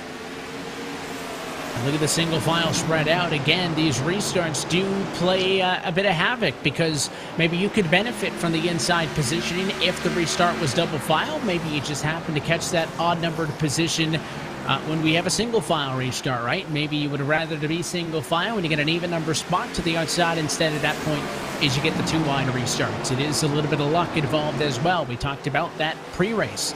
The drivers like Ferdinand, who have been good all year, but basically need a race win as the best driver in the series. If he wants to avoid a Kevin Harvick-like fate running in third right now, you need the speed, but you need some luck on your side. And like I said, there is, at least with these cars, no more difference on tires. So if Andrew Ferdinand wants to win, he's going to have to beat Lariah and Jones straight up. Neither of those two cars in front of him need to win. So I wonder how aggressive he'll be. He also needs to keep in mind that Adam Benefield behind him in fourth also probably needs a win to advance. So he can't really neglect the 83 car behind him, although Benefield pretty torn up, all things considered, to be running P4. And the way you're seeing Benefield try and counter-react this, if you take a look here, is you see how much time he's losing down the straights, but because of that, he's sending it much more deeper on the brakes to try and battle that loss of straight line speed. There's a reason he's been a race-winning crew chief in the eNASCAR iRacing Coca-Cola iRacing series, rather, is what I'm trying to say, as well as a driver in the series. He's doing what he's knowing what he'll have to do to try and counter-react as best as he can for this racetrack. How long it works, though, depends on how long this run takes. could it go to the end? Of course, we haven't seen a green flag run much longer than probably that 30 or 40 number. Only once or twice tonight we've gotten into that range. So the stats would say with 41 laps to go, not going to happen. You can see Benefield, a bit of a perplexed look on his face as his Steel Horse Racing entry. I can't really call it a Ford, a Chevy, or a Toyota because there's nothing left. But the basic stock car parts, the front and the back end of the race car are gone, Justin, but in fourth, looks like just slightly starting to fall back. And, oh, a big slide. That time of the four shows you he's struggling with it. I think he's burning up the tires with the late brake. That's the thing. Like I said, it depends on how many laps. And right now, he is snappy loose. Not only that as well, you see some of the fenders for your top runners, they're very straight at the quarter panels. Benefields, they're curled in. You have the corner panel curled in, you're going to be loose around the corner exit especially. And that's what's happening now, and everyone's starting to spread out, I think, in part with the damage, in part as well, but just the natural ebbs and flows when it comes to getting into a rhythm here at this racetrack. So Lariah and Faridaj pretty much glued to one another. They've had about that car length difference since the restart, but with Benefield falling back from fourth and Dylan Jones maybe pulling just a little bit from the front. You got to think Faridaj in a very unfamiliar position, Justin. We talked about how much more competitive this series has been in 2020 as Tom Moreno is going to get out of the way, so lap traffic isn't a factor. Just how many different race winners we had this year, basically twice as many as what we saw last year, really took the fight to Faridaj. But at the end of the day, he's still been the best. I guess you could put that with a toss-up between Daniel Eberhardt and him. They both have 6 wins to this point. But I mentioned that Kevin Harvick reference, I should say. And this is a guy who's won the last 2 championships in Cup and the last 2 championships in the Winter Series, but a couple of bad races. And a P3 isn't awful, but honestly, Justin, I think a P3 for Andrew Faridaj on any Monday night, or in this case a Tuesday night, is still underperforming. And we know that he is so good at conserving the tires, getting to a long run, so maybe he wants these next 36 laps green, starting the challenge on the 44. I think based on his tendencies, he might need that to be able to set this up, to get into a rhythm. He's been trying to set this up now for at least 10 laps, just hasn't been able to close up quite enough to take a lunge. Then it will take another 10 laps or so to try and set up Dylan Jones once that move is done. In other words, especially depending on the restart formation, he's going to need it because likely if there's a caution, he's one of the drivers with the tire set available left in this race, Evan.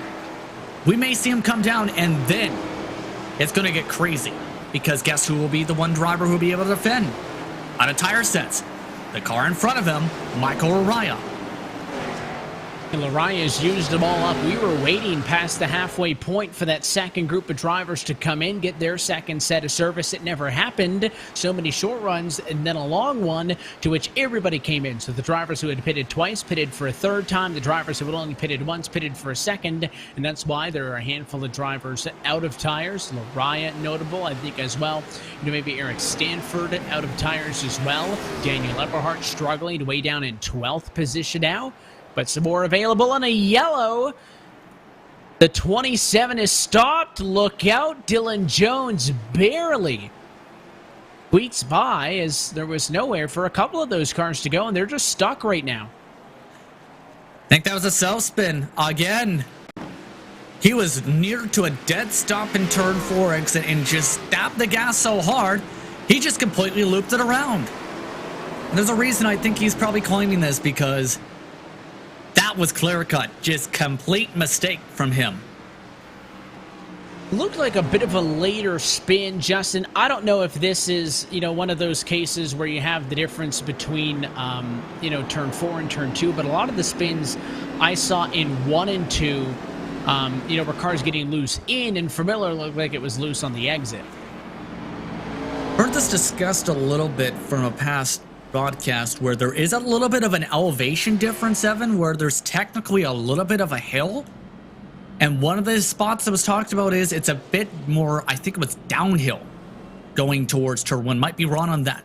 And that might be part of the difference there in the exit is if you're trying to deal with the elevation, it can loop you around and force you a little bit deeper in one part of the racetrack if it's on entry. And then in turn, on exit, you're seeing some of that. By the way, as no surprise, tires are taken. Here's a surprise, though. Adam Benefield stayed out, but that's his one Hail Mary to try and make the postseason past this round without that front nose. Yeah, I mean, you got to go for it, right? You have very limited options. You're going to have to work at a disadvantage here. And for Adam Benefield, Justin, he has tires, if I'm correct, right? So yep, he could come down to get them, but obviously with the damage he has, maybe valuing that track position over the rubber. Yeah, that's why I think the tires aren't going to matter, though, for him at that point, because fresh tires or old tires, he still has no front nose. He's going to lose time, regardless. And in turn, he might not even be able to get by some of the drivers on old tires as a result. In other words, when we get back racing, it's going to be hectic once more. It's because the drivers in front of everyone else, 2 of them, have no front clips. It's turned into a modified race here at the Martinsville Speedway. We have now worked through, just taking a look at my caution counter, I think about 14 yellows through lap 172, so the number is a little bit less than the spring demo derby. I don't know if to call it the spring race or the summer race because it was at the start of May, but either way, a little bit less. But again, with the lesser cars, I thought we would certainly see some more of those runs. I think someone like Stephen Durham, the weatherman, will tell you the season for summer does not start until June. So if you're in May, guess what? It's the spring, Evan. And I believe he's just finished up his move because he just relocated for a new job. Well, doubled up, lights out on top of the pace car. I've said this a few times. Let's do it again. This time, fresh tires for the cars running in 6th position on back, but it is going to be Loriah, Benefield, Stanford, Sheen, and as well Eberhardt. Old tires at the front of the field with now 27 laps to go at Martinsville. Green flag back in the air. And not surprised to see Benefield immediately slam that door shut. Everybody else, though, don't be surprised to see 3 wide on the fresher tires here, knowing this may be some of these drivers' shots to win this race here, whoever gets through it cleanly. And out of shape and around, it's Liam Sheen. He'll go up the racetrack. He collects Steve Soa, who had worked all night on trying to be clean. And I think he got turned by the 90. There it is. Yep. Sheen was about a quarter to half a lane up, and then Eberhardt just tapped him with, the no front bumper clip. Here's the thing. The part that hit him was still the part that was still there. Some of the bodywork, some of the framework for the body. Just nowhere for the 75 to go at that point, and now let's stack them up again, shall we? Try it again. And a bit of discussion between the drivers as to what happened. Here's the chaos afterwards. As you can see, half the cars, Kamer, Valderrama, no front end. So has now lost his front end. And, you know, for Liam Sheen, feels like he's been involved in a ton of incidents, Justin, but hasn't been on the docket to claim any, right? He's just been kind of the punching bag. I mean, I know the feeling, right? It can be difficult as a driver to stay calm when you've had everybody just use you almost like that punching bag feeling. But as that driver, you have to think about, if you react, guess what? You're the one who's going to be looked at badly in those situations. So it's essentially take a breath, take another breath, take another, and just reset your mind in those situations and try and think, okay, how can I make sure I'm not collecting in all of this and try and outsmart some of these drivers to keep a clean race car? By the way, the drivers in fresh tires are already up to 4th, as Daniel Eberhardt, no surprise, coming on into the pit lane. Yeah, he's going to claim the yellow, so he's going to end of the longest line penalty anyways, so he might as well come down to pit road, so that'll be a free spot to the cars on fresh tires. They'll now be as high as 3rd in the running order, led by Jones, Thomas George behind. Well, still P4 because Stanford, Benefield, and Loriah are in front, but still. that's one less car you're going to have to deal with to try and pounce at. And the main thing is, too, there's going to be a little bit of slack, I think, if you're Stanford to Dylan Jones because of their friendship. After that, though, there's going to be a heck of a lot of blocking to think about here because the tires are not as big of a difference compared to some of the restarts in the past. Lariah, I don't think, is giving this up quite easily. Benefield, he can't afford to give this up at all. You might see drivers trying to go as low as they can on corner entry and hug that curbing time regardless to try and make sure they get the spot they need for the points or to win this race. Yeah, and you can make a pass on the outside if it's necessary. We just don't see drivers do it often, right? I mean, the faster cars are going to try to force their way to the inside, take it out on the bottom, do whatever they can really to get that inside positioning. It was another quickie yellow, so we go back to single file. This restart going to be with just 21 laps to go for the paperclip at Martinsville Speedway. Michael Lariah in front. It's Benefield, Stanford Old Tires, everybody else on fresh. And those lights will come back on. Not everybody positioned towards the back of the field, and the pace car is going to go through pit road wall to rejoin us. Welcome to iRacing, where the pace car likes to go to the front stretch wall. I appreciate the commitment, though. Yeah, get on the track as quick as you can, right? Yeah, went right over it like it was part of a rallycross track conversion after a NASCAR race or anything. Let's try it again. Pace car down it in this time before the pit wall. Rules stay the same, except it'll be with 20 laps to go. Again, Lariah's going to hold the outside. He'll dive to the bottom. Green flag flies, and that is a huge jump for the 44. Yeah, and that was another good time launch to get himself space and helps a lot of the drivers behind to make sure they aren't stacked up and risk trouble. But now it's the matter of what happens second on back because there's the space now given to Stanford and Freenosh and company. Benefield now is going to be the wild card here on how these drivers handle them. And maybe this battle for second, it could really benefit Lariah if it takes Dylan Jones a little bit of time. Again, Benefield really not in the game to help Lariah. Lariah doesn't need helping, but he could steal a win. To the outside goes Jones, though. We knew those slow cars weren't going to give up the bottom, so the 11's going to have to try to do it the long way around. And there's those freshies coming right into play, just able to wheel it on around, and Benefield's damage not going to help him now. Lariah's not going to make this easy either because he's got the cleanest car on the racetrack. Benefield nearly hit Freenosh in the door and had to check up. He pushed up a little bit, caught that car, and in the process nearly doored the 88. Now a caution behind your race leaders. Kyle Kamer is around. And I believe as well, Daniel Eberhardt was in the vicinity once again.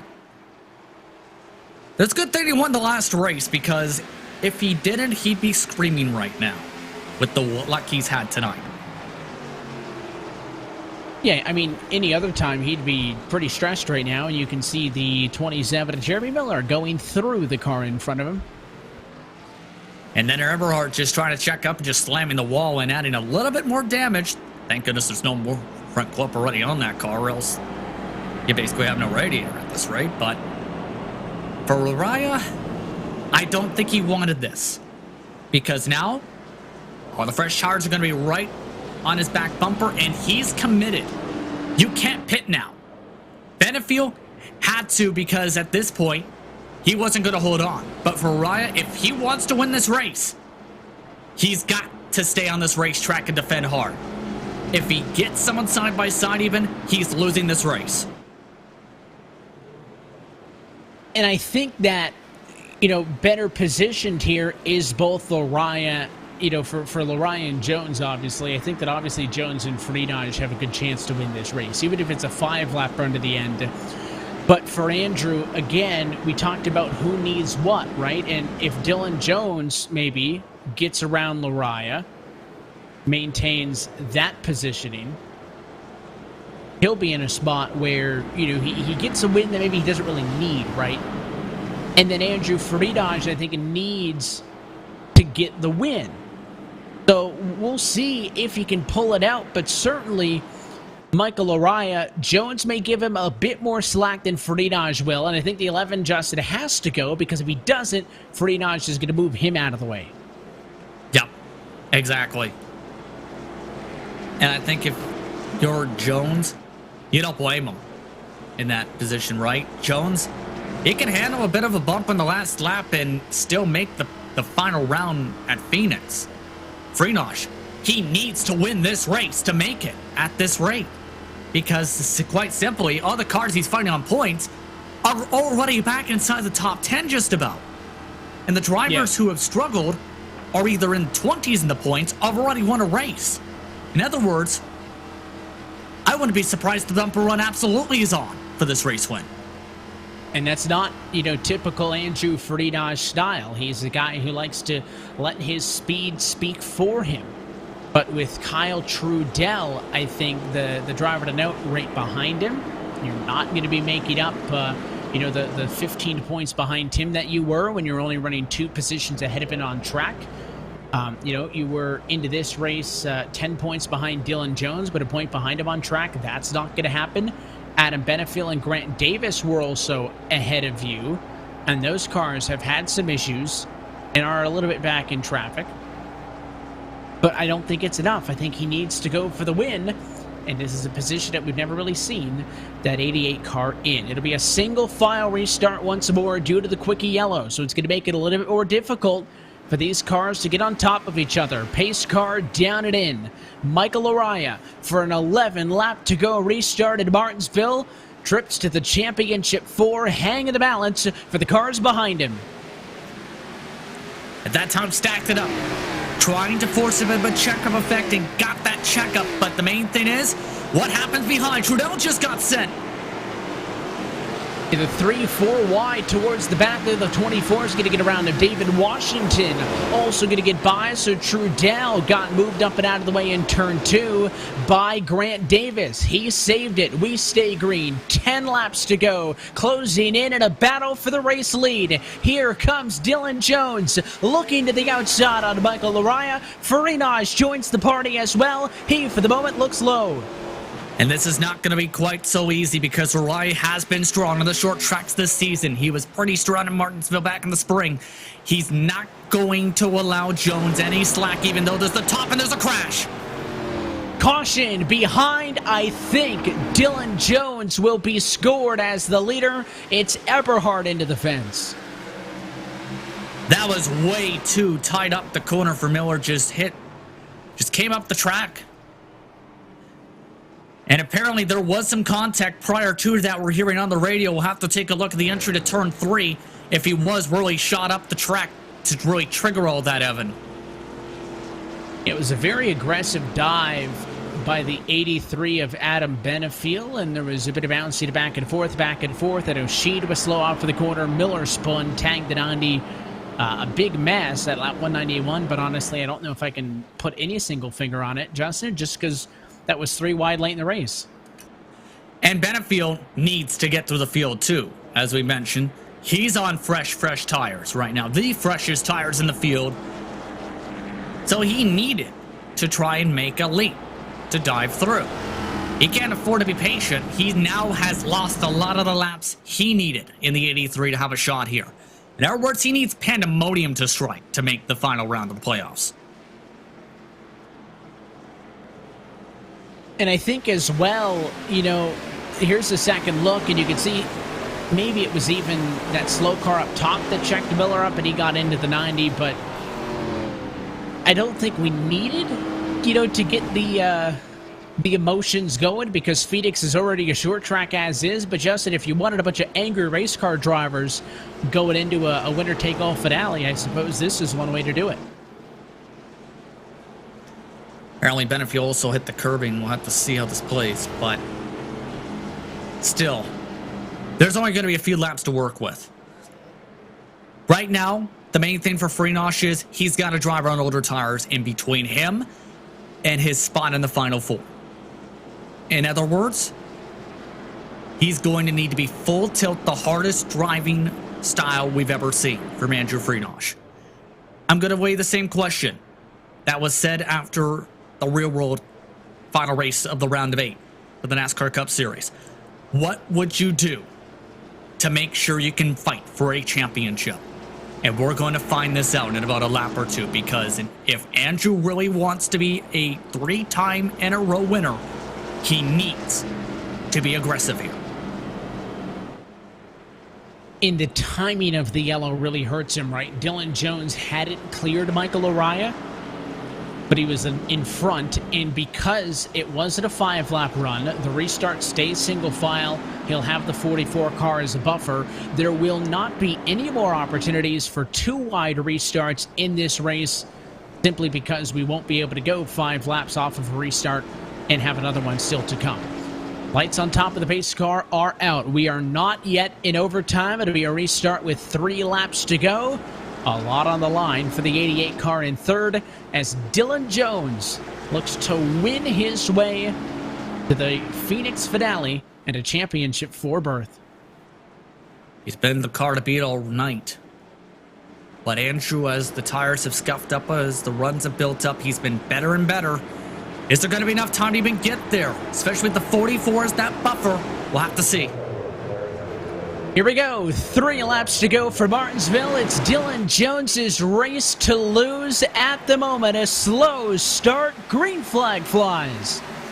Terrible start for Dylan Jones, if anything, right there. Just couldn't get the car going. And there's the move quickly on Araya. Now, Freenosh needs to get to the back bumper of Jones in the next 2 laps to have a shot. Probably going to win the battle for second, but honestly, I think he needs a yellow if he wants it. He's going to have to reset. The difference is a car length. 2 laps to go. Freenosh trying to catch Dylan Jones. They need to get to the white for it to be official. Here he comes. Oh, and he's showing the nose. Almost made him look for it. White flag this time by. And right now, Dylan Jones is not making this easy. He is not going to let Andrew just send it on into the inside. Andrew's going to have to bully him a bit here. Final corner. A trip to the championship is on the line for Andrew Freenosh. Jones overdrives the exit. Jones gets sideways. And Andrew Freenosh wins at Martinsville. What a ending. Wow. I don't know what Dylan Jones was thinking. That race was his. He just botched the corner apex off and just completely gave Andrew the perfect position. He just plant the gas down and get the traction and help the 88 get to the final round of the playoffs. Wow. He was so far behind at the 3-lap to go restart, and I thought that if he didn't go for the bump and run, then that was it. But Dylan Jones was giving it to him every time. And off of 4, a little bit loose, enough for Freenosh to sneak on through, and that should hand, I think, as we take a look, the difference between... Let's take a second look. Here it is. Final time at 3 and 4. At this point, Jones just needs to fire off the corner, but he was too high in the center. Bobbles for a moment, comes home P2. The win will give Andrew Freenosh an opportunity for a 3rd straight Full Throttle Cup Series championship.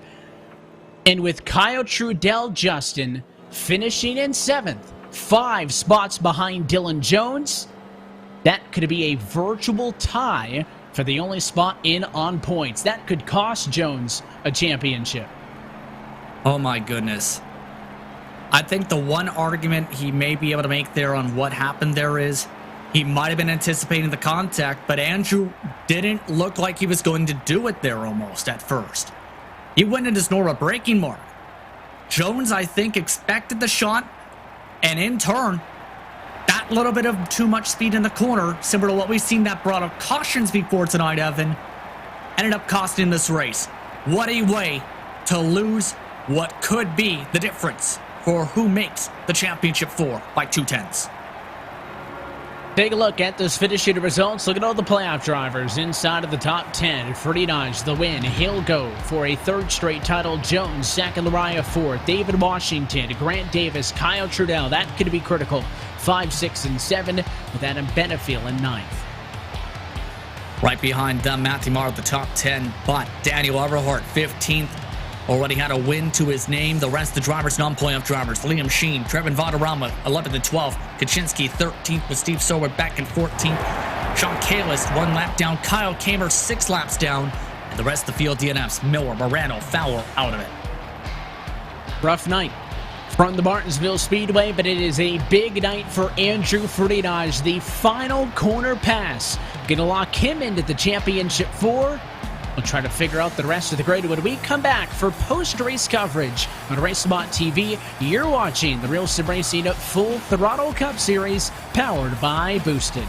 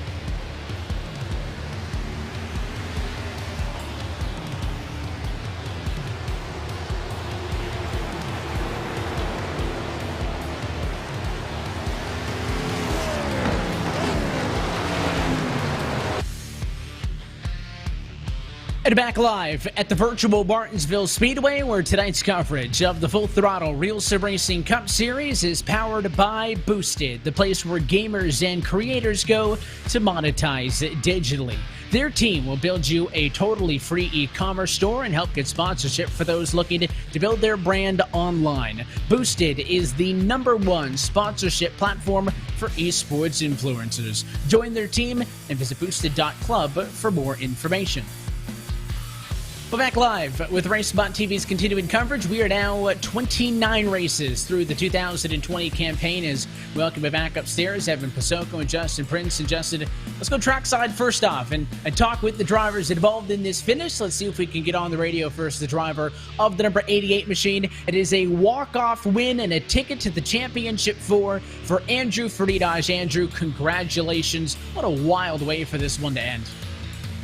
Yeah, how about that, Evan? I don't even know what happened. I just tried to send the thing as hard as I could into the corners, and I guess Dylan messed up there, but I can't even believe it. Of course, the way that this race shaked out, you know, on the back foot for much of that strategy, knowing that you basically needed that win, and as I think the points fall at the end, indeed needing that win, it took you a little bit to get around Michael. You reset. You basically had 2 laps at a car length of a disadvantage to make that up. Just walk us through that. Yeah, I practiced all week on long runs, and I was so disappointed we couldn't do that tonight. And I didn't know what to do. The track was a lot tighter than what I practiced. I probably ran this race at least 20 times with AI, and you know, plain and simple, we didn't have the speed on the short run. So it was just send it in as hard as we could. When I got clear of Michael, I just, you know, for broke, I just sent the car in there and hope it stuck, and it did. A few times I got under him. I know he was coming down. I wasn't completely there, but I guess he got a little nervous that last corner because I just sent it as hard as I could, and I don't know how we beat him back to the line there. Was the option ever to go for the bump and run? I mean, you know, you mentioned that he left the inside open. It looks like he was leaving that inside open for both of those last 2 laps, but it just happened in 4 that, or maybe in the middle of 3 and 4, that he gave you a little bit too much, maybe afraid that he was going to get some chrome horn. Yeah, he was leaving that open all race, but he was getting such a run off that it was killing us. So I think that was just his line. You know, I think my results in this league is I'm not going to bump somebody out of the way. I was very much thinking about it, but that's not the way I want to race. You know, if I did, I was, you know, trying not to send it in too deep to do that, but if it happened, it happened. But I'm not going to intentionally do that, and I hope I didn't get into him there. I think he got a little loose exit at 4, but I hope that wasn't my fault. certainly looked like a good and clean battle to the end of this race from our perspective. To have an opportunity from being one corner away from out of the championship for Andrew now to have an opportunity to go for a third straight Full Throttle Cup in a season in which you've still been the best, a 7-time race winner, series high, but not by the margin we've seen in years past. What's kind of the mentality headed into Phoenix? Well, a little confidence. We've won there, I think, the last 3 times. We've had really good cars every single time, and I mean, you got to be optimistic. I know Michael and Daniel, and I don't know who the other 4, it might be Dylan or Kyle there, but they're all really good drivers, and Michael and Daniel have an extra week and 2 weeks to practice. It's going to be very interesting, but I like the track. I feel confident at the track, and you know, good for our luck to turn around. You know, last 2 weeks I practiced my butt off. We start pole, lead the most laps, and get caught up in someone else's mess. So we're hoping all that's aside, and we're going to bring the momentum from this win into next week. Look forward to seeing you fight for that championship, Andrew. Thanks so much for being a part of RSR. Congratulations on the win, and good luck. We'll catch you next Monday in the fight for the Full Throttle Cup. Thanks so much. The winner tonight in the Boosted Club 200. We'll pass things on down the road. Dylan Jones, meanwhile, Justin, flip side of that exciting to finish. You're talking now with the driver of the 11. Yes, indeed, and it was close on point coming out of this race unofficially. It was a crazy final lap.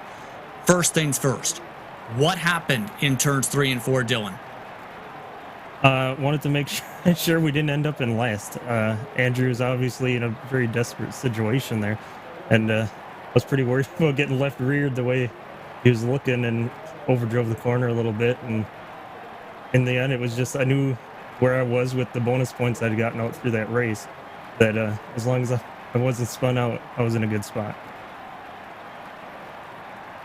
Overall, though, you were one of the more dominant cars of the night. You led much of the evening. How was it feeling being up at front, leading all those laps, knowing you needed points and or the victory, exiting the night to make sure you were in with how tight it was on the bubble?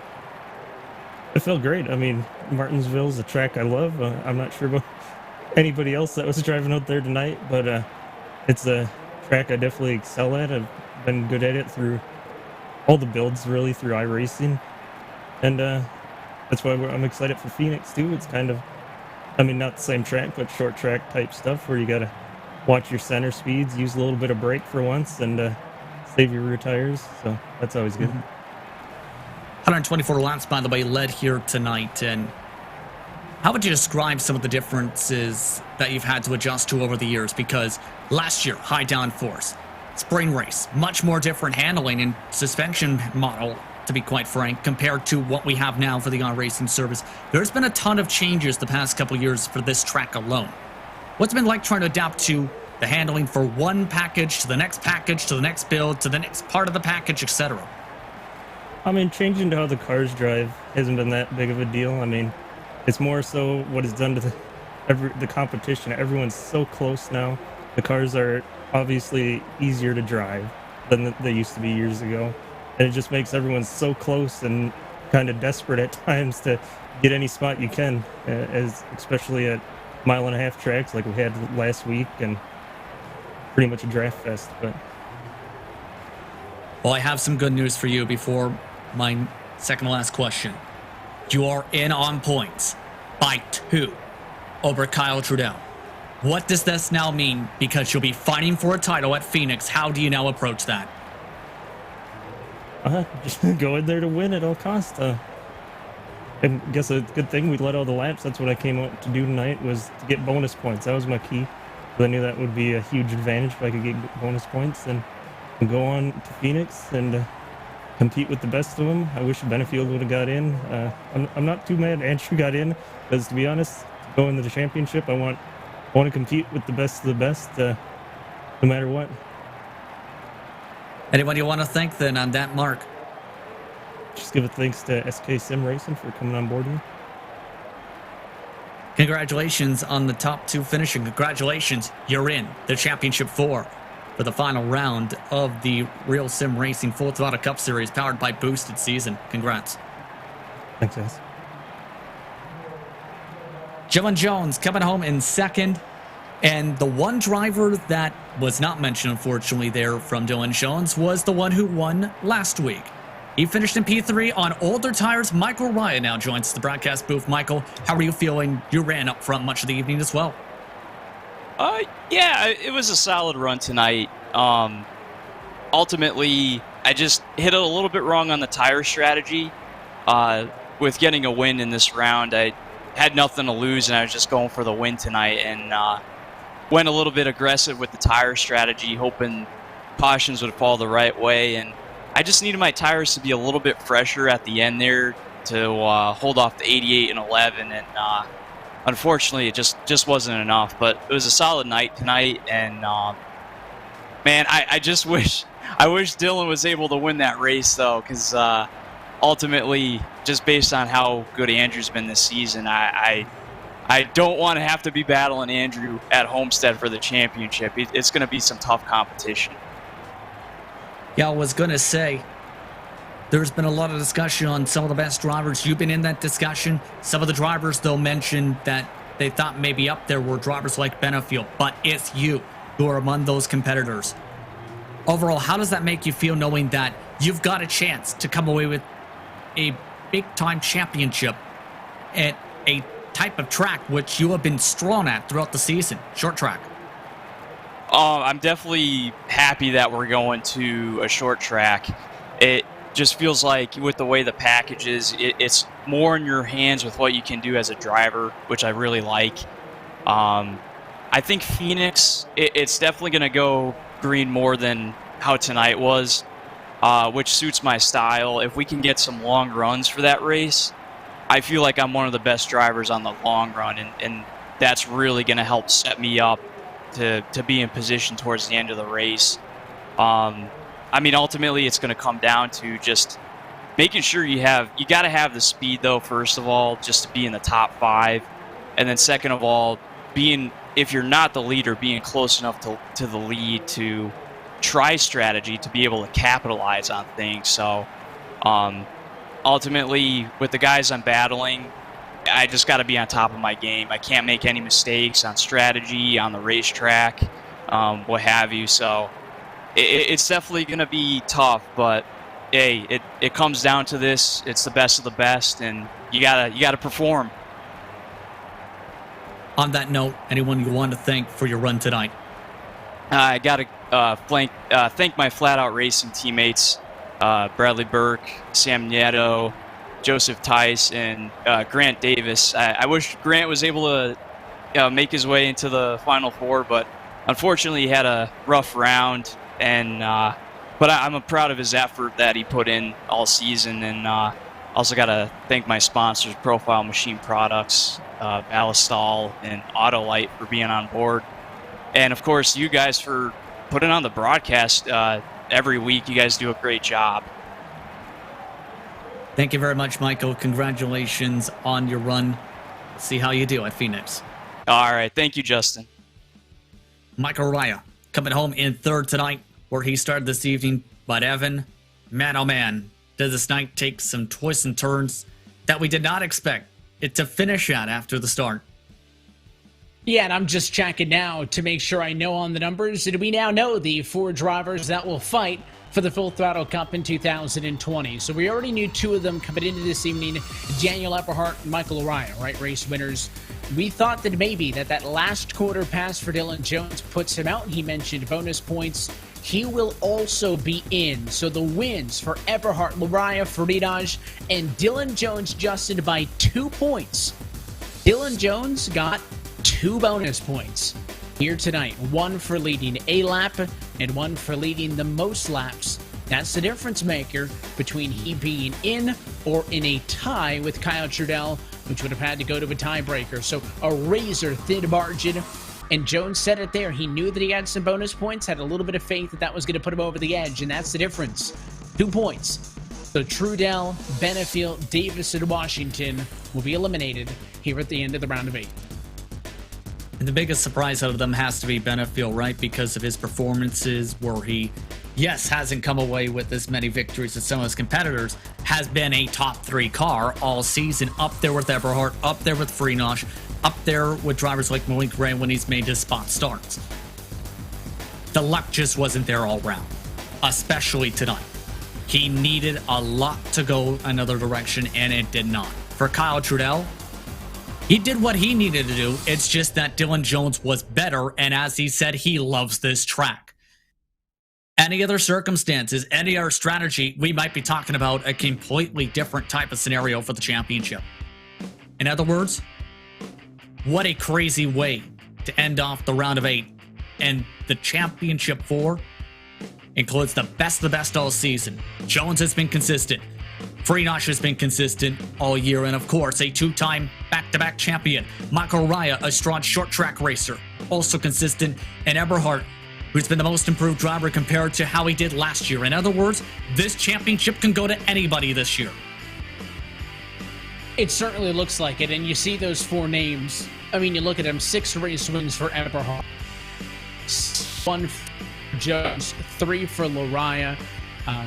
The most top 10s out of all of those guys goes to Lariah. He's got 22 top 10s. The most top 5s out of that group of 4 goes to Eberhardt. He's got 17. And it's also a new chapter, right? We've seen this format in the past here in Real Sim Racing competition, but it's been at Homestead. Well, it is not the current scan of Phoenix Raceway, so not going to be exactly what you see if you tune in over, NASCAR Championship weekend this weekend and see. But it's still a very similar Phoenix, relatively the same track, just the front stretch is what's now the back and vice versa, right? So short track, you mentioned that. Andrew sounds confident. He's really good at Phoenix. You talk about Lariah being a pretty good short track racer, but it's more physical, right? I mean, it's just closer quarters than Homestead. And we always say this, it doesn't necessarily need a race win. I mean, you saw how tight the competition was to drop the bottom 4 out of this round of 8. Wouldn't be shocked at all if those guys can fight for a race win either. But it's going to be an incredible championship battle next Monday night. And if you've tuned in with us for any of these races this year, no way you want to miss this one. Yeah, it can go any direction. It depends, honestly, on how the race fares out run-wise and flow-wise. If it's a long run, it's either Eberhardt or Freenosh. If it's a short run, I think that opens up the door for Raya, maybe even Dylan Jones. In other words, it depends on how the strategies play out and how the runs play out based on everyone's tendencies. And it's a track that tire wear always has been a factor, regardless of the layout, regardless of where the start and finish line is, regardless of where the walls are for the pit lane, mind you. It's a track where you burn up your tires or even botch an entry such as turn 3, which is very much one of the worst places you can lose time at the track if you don't set it in confidently enough into the corner. It's going to be who gets the most preparation done throughout this week, who wins the title overall, I think. Because whoever doesn't know everything, Evan, is going to lose it. I think, going into it, that I would be hard-pressed to not put Andrew and Daniel at the top, right? Because we say it doesn't need to come down to wins. Lariah's got more top 10s than anybody. I don't think a top 10 is going to cut it, right? I think if it's not a race win, you're going to need to be second or third at minimum if you want an opportunity. So those guys have to go in with the advantage. I think if the race runs green, they're probably the betting favorites. But we talked about the tire limit. You get a yellow here or restart here. We saw a little bit of that tonight, right? Play a factor in it. I think that's where the difference could be made. So going with a plan, but whoever I think adapts best. You got to be flexible. Roll with the punches. It's the first time we're crowning a champion at Phoenix. Can't really say for certain what we're going to see. But until then, that's it for us here tonight for the virtual Martinsville Speedway, as round number 29 of 2020 is in our rearview mirror. So on behalf of our entire team at RSR and RaceSpotTV, for our producer Hugo Luis downstairs, for Justin Prince and myself, Evan Pasoko, I want to thank you for tuning in and congratulate your race winner tonight for Martinsville, Andrew Freenosh. He's in to the Championship 4. He'll be joined by Daniel Eberhardt, Michael Lariah, and on points, Dylan Jones. 4 drivers, 1 Full Throttle Cup. We will see you next Monday night right here on RaceSpotTV on Monday, November the 9th for the season finale. That race and every race of this 2020 Real Sim Racing Full Throttle Cup Series has been exclusively here on RaceSpotTV. 1 to go. We'll crown a champion next Monday night, and we hope to see you then.